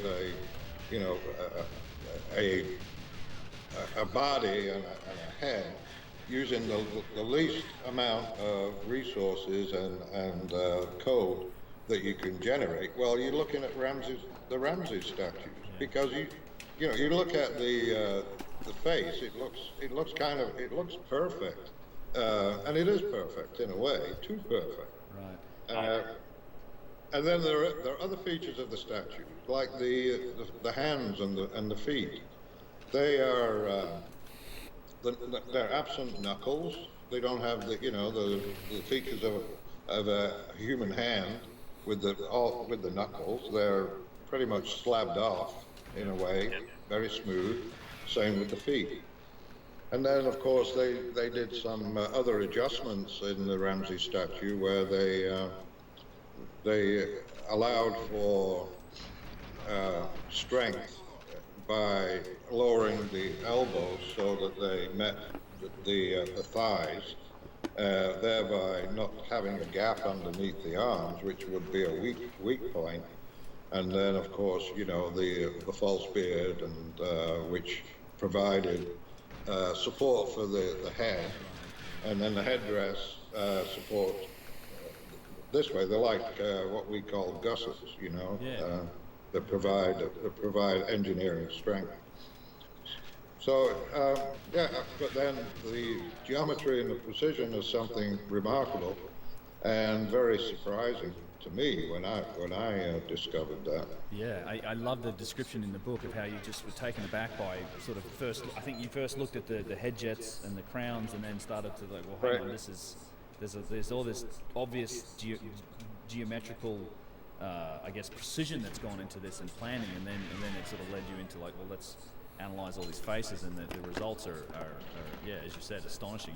It's a quite. I wrote that I enjoyed thinking about it this way. It's like, because I've had people, I mean, it's a natural response for a lot of people that watch it to say, well, you know, David is a good example, or sculptors can do things like this. It's like, well, no, I see that the Ramses statues are almost inhuman because of their precision, whereas things like David, beautiful and as incredible an achievement as it is, it's human because of its lack of symmetry. You know, it's that's what makes it so human, and we relate to it. Right. And it's why you sort of look at these Ramses statues, and you definitely notice that there's something that strikes you about them that's just, it seems beyond human. It's, Yeah, well, when I was there with John Anthony West in 2006. Before that, I was there in 2004, and the crowns really interested me because they seemed unusually precise and smooth, and and so I pondered on, well, they feel really precise. There's no waviness or dips or stuff like that. And then in 2006, I was able to photograph them and analyze them in my graphics program. So and found that the crowns were symmetrical, and so then I was like, well, I wonder about the Ramses statue itself, because I remember back in my first visit to Egypt in 1986, I was looking down the length of the Ramses statue at Memphis in that open air museum, and I kind of remarked about the symmetry of the face and the nostrils. The nostrils appeared identical, and most people's nostrils are not identical. So that was kind of like a trigger for me. But I was there to study engineering in the pyramids, not art and statues and stuff. Right. Yeah, it's an interesting path, isn't it? It leads you right down it. Yeah, I was. What was I going to say? About the statues. The polish. You talk about the smoothness and the finish on the crowns. This is also something that I've seen, and it's a point I try to make in a couple of different spots. They're not the only objects that have that kind of almost perfect finish to them. We see that in boxes. We see it on slabs. In some cases, we see it on other objects. And there's also, even in the museum, the smaller scale statues seem to have that, just an incredible polish that's on them, and this perfect sort of finish that's on very hard stone like granite or diorite. One of the things that I noticed, and I don't know if you've made the same observation, is that, say, the boxes in the Serapeum, they're not all flat surfaces. They have the cracks have been hollowed out and removed from the boxes, so you have these divots, these almost eggshell shaped, where material's been removed, but those inside surfaces of those boxes are also, beautifully polished. Same thing on some of the statues. You get the inside of the fingernails are polished. All of the and it's incredible use of that polishing. There's some other statues of the lion sphinxes that it's almost as if light has been used to show up the ribs that are on these things, but you don't tend to see that level of polishing in the writing that's on the objects. Often, if you take a look at the writing you can clearly see it's been done like this with, hammer and chisel that's been put into it, and even in some of the larger bits of writing where there's gaps, say the interior of a bird glyph or something, it's not polished. They had the ability to pretty clearly polish non-linear surfaces, but you don't see it on the writing. It's one of the things that I look at with the writing, and I go, it's two different levels of technology that have been applied to the same object, and we date and relate these things by the writing. And to me, it's like, well, can we really do that? Is it not also possible that this writing came at a later period? It was done at a time of a different level of technology, that type of thing. I don't know if you've made a similar observation. Yeah, I did, and I did so in my book, and also on site. In fact, it was great seeing you going around with Yusuf. And I like Yusuf. remember in 2013 when I was with Yusuf and we were between the paws of the Sphinx and the dream stellae, or however you pronounce it. I was showing him how you have the different qualities of work, where the design, where you have the sphinxes, that seemed to have, and they were sunken reliefs, and you also have that all over Egypt, where you have these beautiful sunken reliefs. They're in the obelisks, they're in some of the benches that the statues are seated on. But and then pointing out to him Why is it so slow? What? chisel marks. It's so slow. And then when we did the same in the Serapeum, Wow. looking at that, and so Way too slow. it's great now that the Egyptians are actually picking this up and running with it. You have Yusuf, who's a great guy. Muhammad Ibrahim is now even going out in the field with his fellow tour guides and showing them and teaching them. And now my book is available at the Aswan bookstore and other bookstores around Egypt. So That's great. That's great. Yeah, I get tremendous value out of both Muhammad and Yusuf. I've been lucky enough to spend a fair bit of time with both of those guys in various periods. I've interviewed them several times on it. Yeah, I think if anyone goes to Egypt, they're the guys to look up. If you want to hire a tour guide that's going to show you a very interesting perspective on Egypt and sort of challenge a lot of the established assumptions, established stories about what you're looking at. They're the guides they'll show you the magic of it. That's the other thing. I think that tourism could almost Egypt would benefit from, and even Egyptology, if there was a bit more of admitting to some of this mystery, and that there is not all of it simply explainable just by saying, look, that it was all done with these primitive methods that we know about. No matter what the evidence says, I think if we were a bit more, and this is also, I draw the comparison to Petrie, because I think he understood that he was looking at something that was beyond, then even our known capabilities at the time. And I think if we could admit to some of that, it would probably help more interest. I mean, people would become more interested in Egypt and want to see it and sort of explore these mysteries for themselves, because it would probably grow tourism in the area.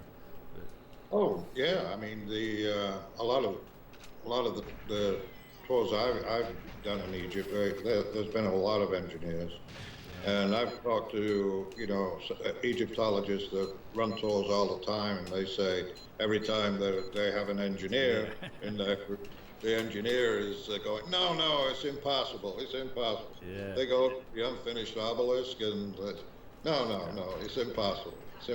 You can't do it with the tools that you're describing. Yeah, those are the people that always notice. It's the experts, it's the engineers, the construction experts, even stonemasons. Anybody that is familiar with what it takes to do some of these things I think they're the types of people that also, like yourself, that we should be acknowledging and listening to as having the expert opinions. I mean, it's just, I understand there's a little bit of with I guess mainstream Egyptology and archaeology, the desire to kind of claim the whole domain as their area of expertise, and certainly a lot of it is in terms of interpreting what was written and understanding the culture and how those people lived and their day-to-day lives and things is that's absolutely their bailiwick. But when it comes to constructing an 80-ton granite box that's sort of with precise geometry from a single piece of granite, I mean it's construction engineers and manufacturing engineers that we should probably turn to. Yeah, and you showed a video of was it Mark Lehner and Dennis Stocks? Yep. There's another guy that was on there was Roger Hopkins, who is a stonemason. But at the end of that, I was thinking to myself, please. I think rather than proving how the ancient Egyptians made these things, they proved how it wasn't done. Yeah, I agree. Yeah, in particular, like that's the point I tried to make with that detailed look at the tube drill. Oh my God! Because there's been a lot of experiments. I know they did it at Pennsylvania, the University, Penn State in the 80s. They did a test as well where they, drilled it with various different lubricants, and you did a similar test, and then they took, scanning electron microscope pictures of the cores, and it just doesn't look there's no doubt you can drill granite like that, and lots of people did, and lots of cultures did, but that doesn't match the evidence that we see on Petrie's core number 7, and I personally don't think it matches the evidence that we see in a lot of the existing tube drill holes that are in places like Abu Sir, Abu Ghraib. There's holes in Giza. They're everywhere. Karnak Temple. There's a huge one that's like 8 inches. There are. Well, I battled my detractors on the Petrie core number 7 for many years. Please, look what are you doing? I debated online between 1995 and 2003, and then I just said, I'm not doing this anymore. Yeah, fair enough. It was just like, you can't I'm win. just going to continue my research. Well, it's a pretty good run. I Pretty good run. see why. I mean, Not at that some fast, point but the argument becomes a bit redundant. In my opinion, you kind of close the case on it in your book, because I mean, ultimately, what you showed was that the whole mainstream, if you like, I'll use the term mainstream, but the mainstream resistance to that idea comes down. It ultimately boils down to photographs that are slightly tilted to try and give you the indication that these are horizontal striations in the drill core and not spiral. And I think the desire to do that is kind of the part that's unsaid in a lot of the mainstream publications. It's because of what it means. And ultimately, I think when you analyze this evidence, it leaves them in an awkward place. I think you have to come to one of two conclusions. One is that either we've dramatically misjudged the capabilities of the dynastic Egyptians, if they indeed did it, because we look at the tools that are in the archaeological record in the museum, and we know that, based on this evidence, there's no way that you can make these objects or get that result using the tools that we know they had. So either we've misjudged them, or perhaps they didn't do it. the run, I don't know. I They missed. may have inherited some of this I'm not at stuff full from speed, right? perhaps a I gotta previous culture, fucking get a which boost. I find to be Damn. a compelling argument just based I on gotta enter at not full speed. I don't know if it's even pace. It might be pace just because of the cataclysm. You can also through look the at what console. Egyptians themselves said about their culture, like they I gotta inherited it as farm the boost here, man. They called themselves a legacy civilization from their ancestors, and it's Right. it paints an interesting picture, but it does in some ways. If you paint look at kind of Goose's our- 133, our- you'll see he our goes into the mainstream big room archaeology, wide so that he gets theory boosted into a through the corner. You have glass to go, that's why to they the can't, I guess, console. admit to that evidence. It's because you either misjudge the Egyptians. I need a or really they didn't do it. fucking good Yeah. big room. Well, back to the tilted core. Yeah. I don't claim that they did that intentionally. Oh, neither do I. Yeah, I mean, I think they just didn't. They didn't take the extra step of making sure that it was on axis, and so. Yeah. It's Thanks, a buddy. simple mistake to make, but for somebody who's worked in aerospace for many decades, it's like kind of like second nature.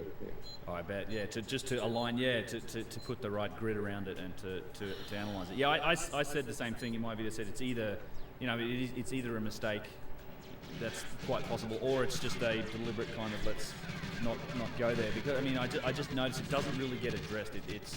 It's difficult to get the argument even addressed. Dudes, I got in a lot of ways. It smoked. just doesn't. I don't know. It's hard to. I was pushing Z. Even if Well, I tried to go for the eventually, duck the, attempt, I wouldn't have got hopefully it because I was the spamming truth will Z survive. when I was at the console. I always look at the console for That like has to be 3-4 supported frames in. by good evidence. Whatever. It does. And in fact, so we have some of that evidence, and I know there's the Petrie core which has been analysed. I know you've done the work with the latex impression of that. I got fucking think lit that up though, dudes. There's many other tube drill holes that have clear striations and what look like circular grooves to me that I think we should have analysed, and that's a different kettle I of think fish it's 'cause to I get wasn't permission full to do speed, that type of right? Stuff in Egypt. But what would I wonder be, if I what didn't would be the shoot question I wanted to and ask just you is, pause what after do the you think is drones, the next step? Like what in if I terms would've of survived, 'cause I metrology would've and gotten a analysing forward this, boost given and I would've the entered current at state full of speed. technology, what really is the next But step that is what it is. to proving some of this? Because I think there's a lot of these little bits and pieces of evidence, and we've got a lot more modern technology today. What if you had a wish list of what we could go out and test on these sites? What Thanks, what should we Moonraker. be doing? Well, I mean, I think you identified one of the methods that It's could just be so- employed man. with laser scanning equipment. I mean, inside the boxes, if you if you had an autocollimator or something like that, or a laser alignment system, you could gather a lot of information very quickly. Right. As far as the three-dimensional geometries, my simple two-dimensional photographs imply that there was three-dimensional perfection, but it doesn't exactly prove it. Right. All I see is a two-dimensional photograph on a computer screen, and I can draw a circle around the jaw and remark how symmetrical they are. And when you consider that the jaw, The guy flailing around added so much three-dimensional, lag. the outline of the jaw is three-dimensional, right? So it's an arc. I'm looking at an arc, but it's actually traveling in three dimensions, X, Y, Z. Right. Yeah. And right. So three-dimensional laser scanning equipment. I mean, technology has moved on so much since I did my studies there, which was around 2006, 2000 to 2008, and then publishing my book in 2010.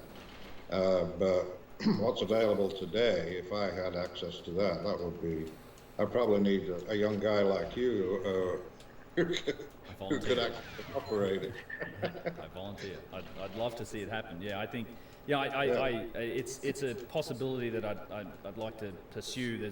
I mean, touch wood, we can make it happen. There are a few, I think, opportunities coming up, hopefully in the future that I've been privy to, that maybe we can try and test some of those theories out. Because I agree. I think that's the type of stuff that we should be doing to take it to, I guess, a new level of proof. Yeah, I mean, we should be able to create these sort of, and it's non-invasive too. That's the nice thing. We don't have to destroy anything to do this. It doesn't hurt anything, and it just benefits everybody.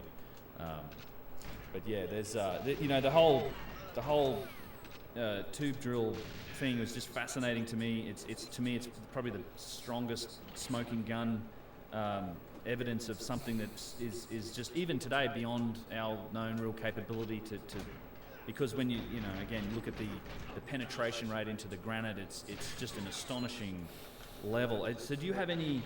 I know you do speculate in your book. I love the process of you kind of originally you originally looked at like ultrasonic process, and then you almost dismissed the idea after you examined it, and then you speculate as to something like a thermal lance or heating of the granite. It's a question and a comment I get all the time, which is this idea of stone softening or melting, or somehow bringing like doing something to change the nature of the stone itself. Is that still an idea that you think is possibility? Like, is it something like? I guess my question is this explainable with technology as we know it, or do you think that the answer really lies kind of outside of our known understanding of it? I mean, as we go, we don't know everything about technology. We continue to learn more, but it seems to me that it's possible that some of these explanations may even lay outside of what we currently understand. I think the technologies that we have today, if there was a concerted effort to attack that question, and with enough time and money and talent to move it forward, I don't see why we shouldn't be able to answer the question. My feelings about the ultrasonic changed actually after I cut my own core, because ultrasonics is an abrasive process, and so the abrasive process that I used, what popped out of the hole in the granite was a core that had a kind of like a matte finish, a rough finish, like it was sanded naturally, right? No polish to it whatsoever. The Petri core, however, if you look at it under a microscope on the flat layout, the latex impression of it, you see. Petri described it as a drunken screw. Very, very colorful description. But the and certainly that was accurate. But It's not that it's not. fast. I mean, it's not just the spiral that interests me. You have runs that go between the threads. Okay. Right. Yeah. And these are grooves that are a part of the process of drilling. Now, admittedly, I mean those runs are discrete. They're about 100,000ths of an inch. Obviously, if you're looking at a tool going around 100,000 per rev. But then such a what seems apparently such a rough. Tried to like go rough, to switch ready, from C up to shoot through the process. console. That's the only way I was going to survive that. To pop a hole With in half a granite bar as when I fast saw as that. you can, without care to fit or finish. Well, you had to have a certain diameter, obviously, but they don't care. You don't care about the shape of the core that comes out of it, or how it looks, or and you come up with something that has a burnished, almost like a burnished finish to it. It's not rough at all, except for just running your fingers down it. You feel the threads, the groove as you run your fingers down it. But the surface itself, I mean, if you look at it on the photograph, compare the original to the one that I produced. You have a sanded core, and then you have another technology. And because of the runs between the threads, I suppose, I don't know, but I propose that they're the result of heat, almost like a heat run, between them. And then, of course, the ripping out of the mica and other parts of the constituent of the granite.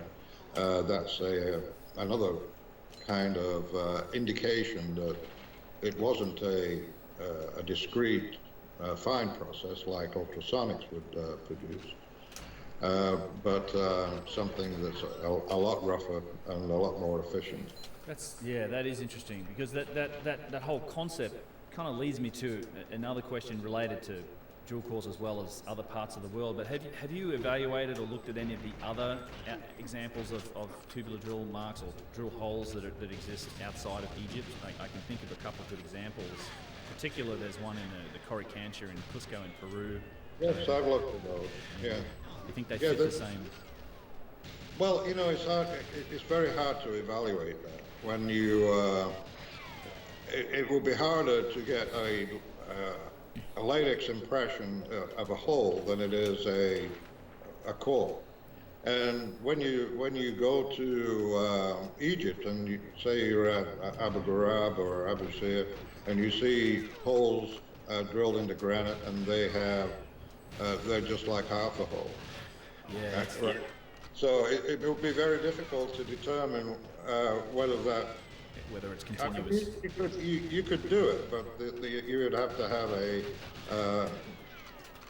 a setup, a protocol that would allow you to determine if a spiral exists on a half a hole. Yeah, that's an interesting observation. I noticed the same thing. It's rare to find like fully formed holes. There are a few, but to me it seems like I think it seems like everyone that's the thousands of years of quarrying, of primitive quarrying that went on these sites, I think they were looking for those holes, because quite often I noticed that on the backside looking of up. the same Thanks, blocks, buddy. you've got those They are, dude. sort of dashed They are, marks my of where man. they've chipped out and they've Thanks, quarried homie. the stone and I guess Appreciate on the it, and I principle appreciate they can you. split it along the axis of the hole. Yeah, that's the result. that was a great observation you made on that, because that takes me back to 1986, where Come on. on the Giza Plateau, This is so dumb, by man. the second pyramid on the south side, and you see a lot of examples of that. And then when I went to the Cairo Museum, and I asked an Egyptologist there, well, where are the tools that built the Great Pyramids? And he took me to the tool room, right? You showed a photograph of the case where you have these copper chisels and stone axes or whatever. And then I said, well, Come on, man. these won't cut granite. what about all your granite artifacts? And well, for that you have to go to Aswan. And I was like, okay, if I have to go to Aswan, he described the process, and so I went to Aswan. Of course, he had to take me over to the travel agent to get me a ticket. And his kickback, yeah. Yeah. So anyway, I went to Aswan. This was '86, and then as I was walking through that facility, there was nobody there. There's no structure there. All they had was the unfinished obelisk and some wooden stairs leading up to it. There were no ticket sellers. There was nobody selling trinkets or anything. Yeah. And now the place is flooded, right? Well, yeah, now you have to go through a little indoctrination process too when you go there. They make everyone sit down and watch the movie about how they did this with these diorite pounders. Right. Yeah. Right, but back to those quarry marks that the Egyptologist wanted me to see, and you know, you were referring to. Yeah, you find them on the quarries of Aswan. Yeah, they are looking And up, dude. Thanks, man. As I pondered that, I said, well, you know, if these are original to the original builders, why would they quarry these thousands of tons of granite, ship them down the Nile 500 miles, install them on a pyramid, and then proceed to break them apart again? So, Yeah.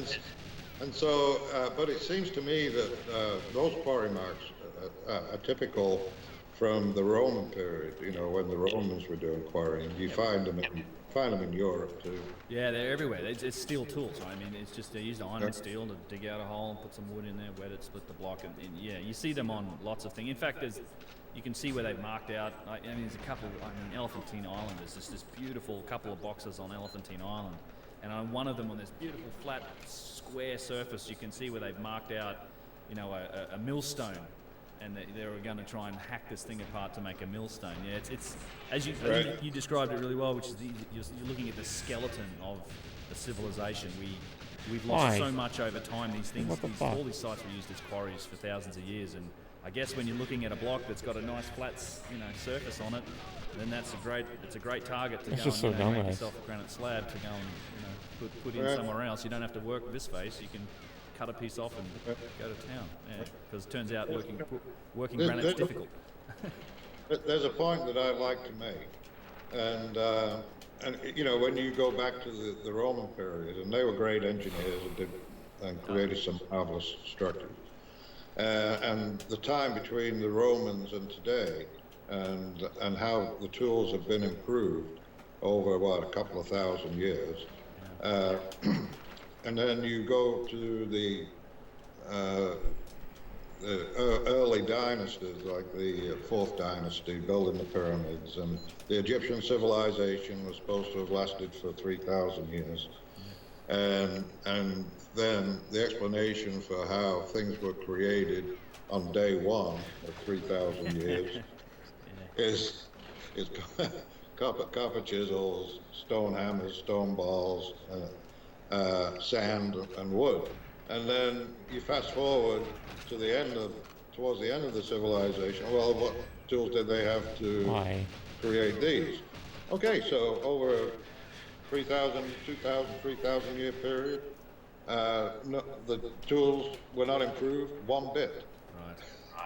According to the official story, right? And it just doesn't make sense. It really doesn't make sense. Water ASMR time. Agree, and I like to use the Old Kingdom in particular as an example. This is not how civilizations work. Ice water. Start at the peak and decline. Like we build up to it. It's an astonishing gap. I know there was this sort of, there were periods of up and down inside of Egypt, but it's undeniable that the Old Kingdom, and particularly the Fourth Dynasty, they're responsible for all the great works. I mean, that's and there's a disagreement amongst Egyptology about cold, how man. That water's way too fucking cold. Quarried granite. Obviously they did. I mean, they made the columns. Columns are a whole other, they twist my head, some of those giant columns, and the lotus-shaped columns that are wider at the ends, and they're all single piece. But beautiful work. Unbelievable. But how else to make those except for the ability to quarry granite and ship it and then and work in it in some sort of effortless fashion. Speaking of the Romans, that's a question for you. It's something I've wondered about, and I wonder if you have a perspective on it. But the Pantheon in Rome has columns in the front of it that are giant single-piece columns. They're Egyptian columns. They came from Aswan, and it's Aswan granite. I'm not sure whether they were, because Rome has all the obelisks. There was quite an active process of shipping stuff from Egypt to Rome for quite a while. Yeah. And I wonder about whether or not these columns were taken from sites in Egypt and installed at the Pantheon, or if the other opinion is whether the Romans made it. Because if the Romans made those columns, that seems beyond their normal column making abilities, where they would do stack up rounds and things. And I look at those columns and they look pretty Egyptian to me, and I know they had a habit of bringing stuff over from Egypt and using in their constructions. But have you looked at those columns in Rome? I have not. Okay. The obelisk, yes, and just the fact that those obelisks were so technically perfect that they saw that it would be better for them to actually lower them and transport them to Rome than to actually go to the quarry in Italy and quarry their own and then shape it and apply, the sunken reliefs. Right. But it's fascinating though that the obelisks that were taken out of Egypt and where they exist now. And of course, the Egyptians now, they want them all back. Well, yeah, I understand the motivation. It does seem a little sacrilegious to me that they have a little cross on top of the obelisk at the top. It's all even repurposed today. Even the Pantheon's a good example again of something that I like to use that as an example of what may have happened. I favour the inheritance idea in Egypt, and you only have to look at our modern civilization and even the Romans as for examples of how we do that. We like to take objects, we integrate them into our culture. The Pantheon was a Roman temple to a Roman god. Now it's a Catholic church, and we put crosses on top of these obelisks. We inherit them and use them, and it's sort of human nature. So if I consider the idea of dynastic Egyptians existing for 3,000 years, and perhaps they got their start by inheriting some of these objects, I'm not saying all of it, but certainly some of it, I think, they would become a part of their civilization. And I put things like the boxes and the serapeums and perhaps the giant, the Ramses statues, things like that. That all becomes integrated into their civilization over time. At least it seems plausible to me. It's always going to be difficult to prove that idea, but I think it explains some of the technological differences we see. Yeah, well, I don't know about the Pantheon. You know more than me about that, but the fact that the Romans were exporting a lot of the ancient Egyptian artifacts is, that's obviously that's historical record. Yeah, the columns are at the Pantheon. They're confirmed as Aswan granite in origin, so they did come from there originally. But my opinion is that they've probably taken them from other sites and installed them rather than actually having fabricated them, because they look very Egyptian. They're single piece, just giant, with columns, and they're my other favourite example. These huge single piece columns in terms of quarrying and it leads me to another question, which is when you look at these huge single piece objects, particularly the ones that deal in complex curved surfaces. What do you have any? It's speculation, I understand, but do you have any speculation as to the tools that could have been used to make this? Are we talking about things like giant lathes or 3D milling machines, or is it somehow a way of they just were very good at mapping their intentions onto a surface and then making that with sort of smaller tools? But because I look at them as like, man, if that column wasn't turned on a lathe, I don't know how they made it. Well, I think they were. There's evidence that they were using massive lathes to create their artifacts. There's evidence of that in the Cairo Museum. on one of the sarcophagus lids, or one of the lids that go on one of the boxes. Generally, they have an arc that goes the width of it, and then there is a shoulder and these squared off end pieces on it. And you can see typical lathe marks in the corners where a tool would have dug in, and then as the lathe rotated, it kind of feathered out and became a little smoother. That's the unfinished box where they were cutting the lid off. Is that the one you're referring to? Oh, that's another box. I think it's alabaster. And it's in the main part. It's near where This the is so fast. Palladium is Like, why? located. Oh, okay. Yeah. I know. And then, then there are some holes that were drilled in these boxes on the end, or the lids on the end. And today, if we were to turn that in a lathe, probably do it on a vertical lathe, and use what we call a tombstone fixture to hold it. And so, it has all the features of lathe work. And then, of course, Petrie described lathe work. I agreed with him. And those columns, the round columns, yeah, sure. Why not? Yeah. It's I mean, yeah, and that's right, and that draws interesting conclusions as to the capability of the civilization that made it. Obviously, speaking of, I want to ask you. This is related to the tube drills and the technology. There's actually an interesting and a very interesting observation made by Dave Ditzel, one of my supporters on Patreon. He sent this in. Are you familiar with the box on Elephantine Island? There's this. It's not even a box. It's like a triangular shaped. I can show you a couple of pictures here if you like. Of the. Yeah, I'm familiar with that. It's they call it a shrine. Yeah. And it's tilted on its back. I mean, Yeah, and then it has kind of a pyramidion top to it. Right. What I find interesting, what Dave pointed out to me, is that it appears that at the edge, on the inset edge of it, there's two holes. So it's almost as if there was a swinging door or something put in. Yeah. These holes are quite round and perfect. What's interesting is that if you consider how those holes were drilled, there's no room for any of the infrastructure that sits behind a drill to actually make that hole straight, because it's inset along the lip, and I have some pictures of that, which to me is like I don't really understand how they made those holes in that location, because it's either an offset tool of some type that they used to do it, but you couldn't have done this by some tool that's in line with that hole, because the rest of the boxes or the shrine is in the way. Yeah, I mean, that would demand further study, I think. Come on, please, let this be the run. Like, please. What is the distance between the hole and the side of the box? It's right on it, in fact. Right on it. Yeah, Terrible. I'm a terrible golden player. I'm just so terrible. Oh my god. Here, and I will share screen. This one. Start sharing so you can see. It's actually this picture here. Can you see that? Yeah.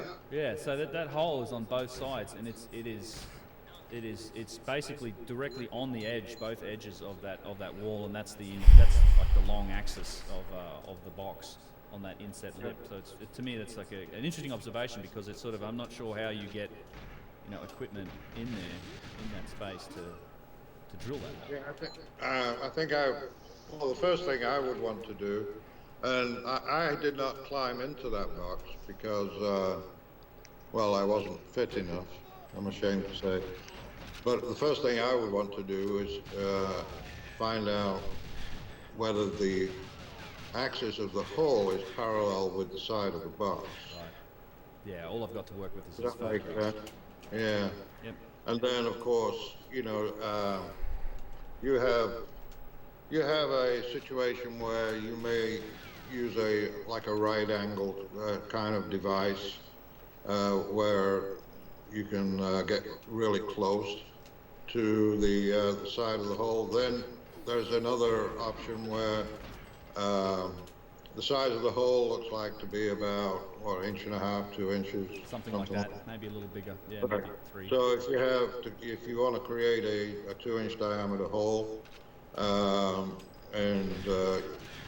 you would actually attach it to a smaller rod, like maybe a half-inch rod or something like that.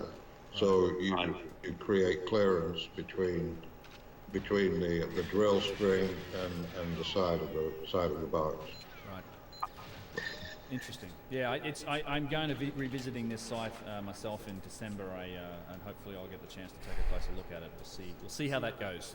It's always a bit hit and miss when you hit these sites. Oh, you don't I might think only play November, for a right? few more minutes. End of November. Yeah. Well, touch I might wood, play for like we'll 15 more minutes, and then I'm gonna go outside, enjoy the we'll sun, I think, and then I might play tonight. I so also far, need to so take a good. break. I know I've We'll been see playing where- well, but yeah, we jeez, I really want to put enjoy the together a tour. sun. I know you I went out were yesterday. It on was the X as amazing. well. Went swimming. Yeah, I'd love to be on September. it. It was the best. Yeah, so it's I've been hoping to do that one for a while, but yeah, my first tour is going to be in December. It's sold out. Vitamin real D, quickly. yeah. I I'm might play really some pleased basketball again. Well, I imagine so. You've got quite a I following. might stream it. Oh, thank you. Yeah. Might go I'm out back. doing it There's in a partnership with another splash channel pad that- here too. the Ancient Architects with Matt. He's a great guy. But I'm looking forward to that. I had the chance Probably to full of kids at the tour splash with pad, Graham which is cool. Hancock a couple times, and then it was on that tour that I met Yusuf, and then Yusuf just opened my eyes to the mechanical sort of reality, a lot of this stuff. He references you, of course. I hate when they quite a scream bit, though. and yeah, every time now I go to Egypt, there's like Yusuf and Muhammad. Either of those guys, I'm like, show me everything, and yeah, we're going to be touring with Yusuf. It should be a good trip. Excellent. Yeah. One other question for you about tubular drill. One other hole that I think I made mention to it when we were talking earlier. But are you familiar with the find of the Runs are good, though. jade Runs are bracelet good. that they found in Siberia? It's around 40,000 years old. Denisovan. Runs are really good. It's a nicely manufactured jade bracelet, but it has a very small, like, what is a tubular drill hole, or it has a drill, maybe not tube drill, but it has a drilled hole through it that seems to have striations on it that indicates kind of a high rate of speed. I'm not sure if have you seen this object? Have you heard of this? I think I've seen photographs of it. Is that Definitely show you. it's in a it's broken, right? It is, just- yeah. Let me. I'll show you here briefly. This is it. This is it here. And yeah, I will share this in the presentation when we make it. But that's Fucking there. bullshit. You can see Yeah. the hole, and they have a couple of good little. There's a close-up image of it here. Yeah, that looks. It seems to indicate relatively high-speed drilling, which is to me interesting. I mean, Yeah. You know, the thing is that I've always tried to avoid commenting on just photographs. yeah. Because of, things are not always as they seem when you actually go to the artifact and take measurements and get close up to it. Okay. So I tend to avoid speculating on that, but it does seem like it's evidence of fairly sophisticated technique. Yeah, well, I mean, the whole object Look itself where is you nice asshole. too. Like just the shaping and polishing is. I mean, that's possible with primitive techniques. But this is like, well, this is interesting, and that opens up my mind a little bit to like, well, there's our not only have we been extending the human, the Homo This sapien is so dumb. timeline, we're now 300,000 years old. I think is the oldest example we have of Homo sapiens in the fossil record. With the find in Morocco, but we if we can start to apply some of these other technological capabilities to other of our cousins and other forms of humanity, then possibly the timeline gets extended further. Again, all speculation. It's all interesting stuff to think about, but yeah, it's I don't think we were the only ones capable of doing some interesting things, and it's Right. yeah, Well, it doesn't surprise me anymore when stuff like that turns up. right. And if, but I would advise anybody to have do a thorough examination of it in terms of, is it perfectly round? Is it, the profile on the outside, is it consistent all the way around? That would take some additional work, I think. Please. So one, I'm hopping all over the place in terms of topics here. I do have a lot of questions. One other thing that is interesting to me is we talked briefly about the idea of, well, there may have been heat a heat application in terms of shaping stone. I get that. That seems to be a common question or an observation that's made, particularly in reference to the non-linear construction that we find in places like South America, Peru, Bolivia, where you have these these incredible polygonal masonry walls that fit together, and in some places, like in Cusco, where in the granite walls, where you can see the blocks have been removed, and you get to see those mating surfaces between two blocks, and there's just these perfectly formed lips, and it's apparent that there's no gaps between these stones. Like it's a consistent two sets of curved surfaces that match exactly. Is that? I mean, again, it's hard to judge from simply just photographs and things, but is that? Do you think that's an observation of precision, or perhaps a process that we don't fully understand in terms of how these things were constructed? Because that, to me, it's kind of, the closer you look at some of those walls, the more intriguing and sort of complex. It's moot. Is it just moot? Yeah, and I think It's always way just they're moot. fitted together is amazing. I mean, it's a huge puzzle. When I was visiting there and pondering on the manufacturing methods, I mean, we're talking, are they actually grinding a little bit off the top block and then lifting it up and seeing if you need to, you know? Why? And the idea that I came up with was perhaps they were actually fitting the blocks laying down.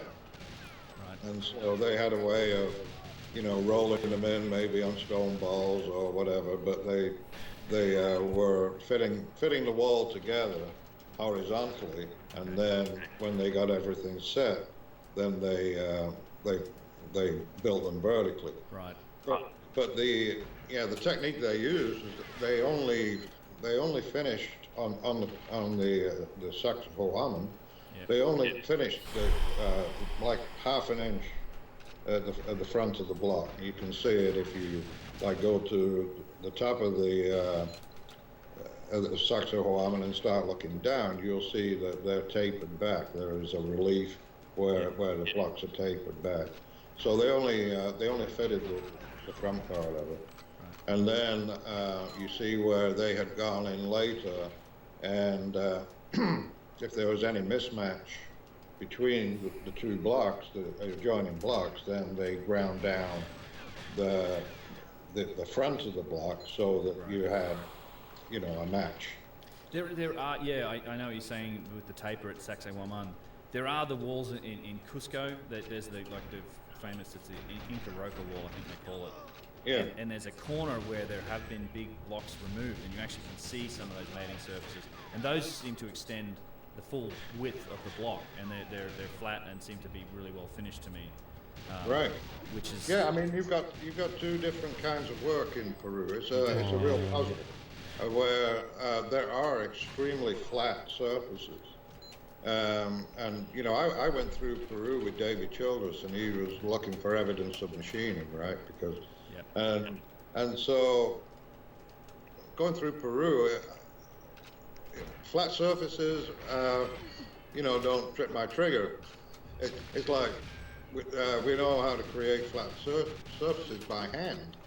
yes. And so arguing that a machine was involved, it becomes a little more difficult. But Please. the surfaces were flat within I can't believe that was the animation they gave me. That was so lucky. I would say that. Oh, what? Like, that's not true. Oh, guys, that was so friggin'.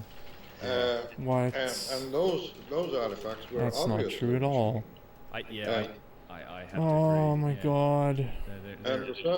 And I measured the flatness of the surfaces, and they were within half thousandths of an inch of being perfectly flat. Yeah. And it's mind-boggling in a way, because it's like, here you are up in like 14,000 feet up in the Andes, and right out of nowhere you got all these incredible artifacts, and it's like, what were they doing? And so I did a study of the H blocks, and one of the things that one of the things that I did is when I went there in 2011, I wanted to measure the cavities side to side to see if the walls were parallel. Number one, to see if from one cavity to the next, in other words, the top cavity to the bottom cavity, whether they were identical, the same, and then go on to another H block and compare the results. Well, a lot of the drawings and illustrations you see of those H blocks, they show that the walls are parallel, but they're not. They're not, right. Right, they're dovetail. And so, you know, that was an exciting find. I mean, it didn't, and also I measured the crosses on the back, you know, where you have those protruding crosses on the back, and to see if those dimensions matched anything else, you know, whether they would have fit into another cavity. There was evidence on the site, and I couldn't find any match at all. Yeah, that site really is something. I mean, Puma Punka Tuanagi is definitely very unique anywhere in the world, almost seems like. And if ever there was a place that seems like it's been constructed, machined, and had some sort of functional purpose, I mean, that's it. There's one of my favourite blocks there is just this one sort of big square block with nice flat surfaces, but just has that tiny channel, a 1/4 of an inch wide channel with holes drilled in it exactly down there, just like you might see in a modern piece of anything that has that purpose, and precisely placed little tiny little drilled holes in the andesite. It's Well, you know, when I went there, I think it was in like 2005. I had taken some measuring tools, and as I went through Peru, and I really wasn't finding a use for most of them.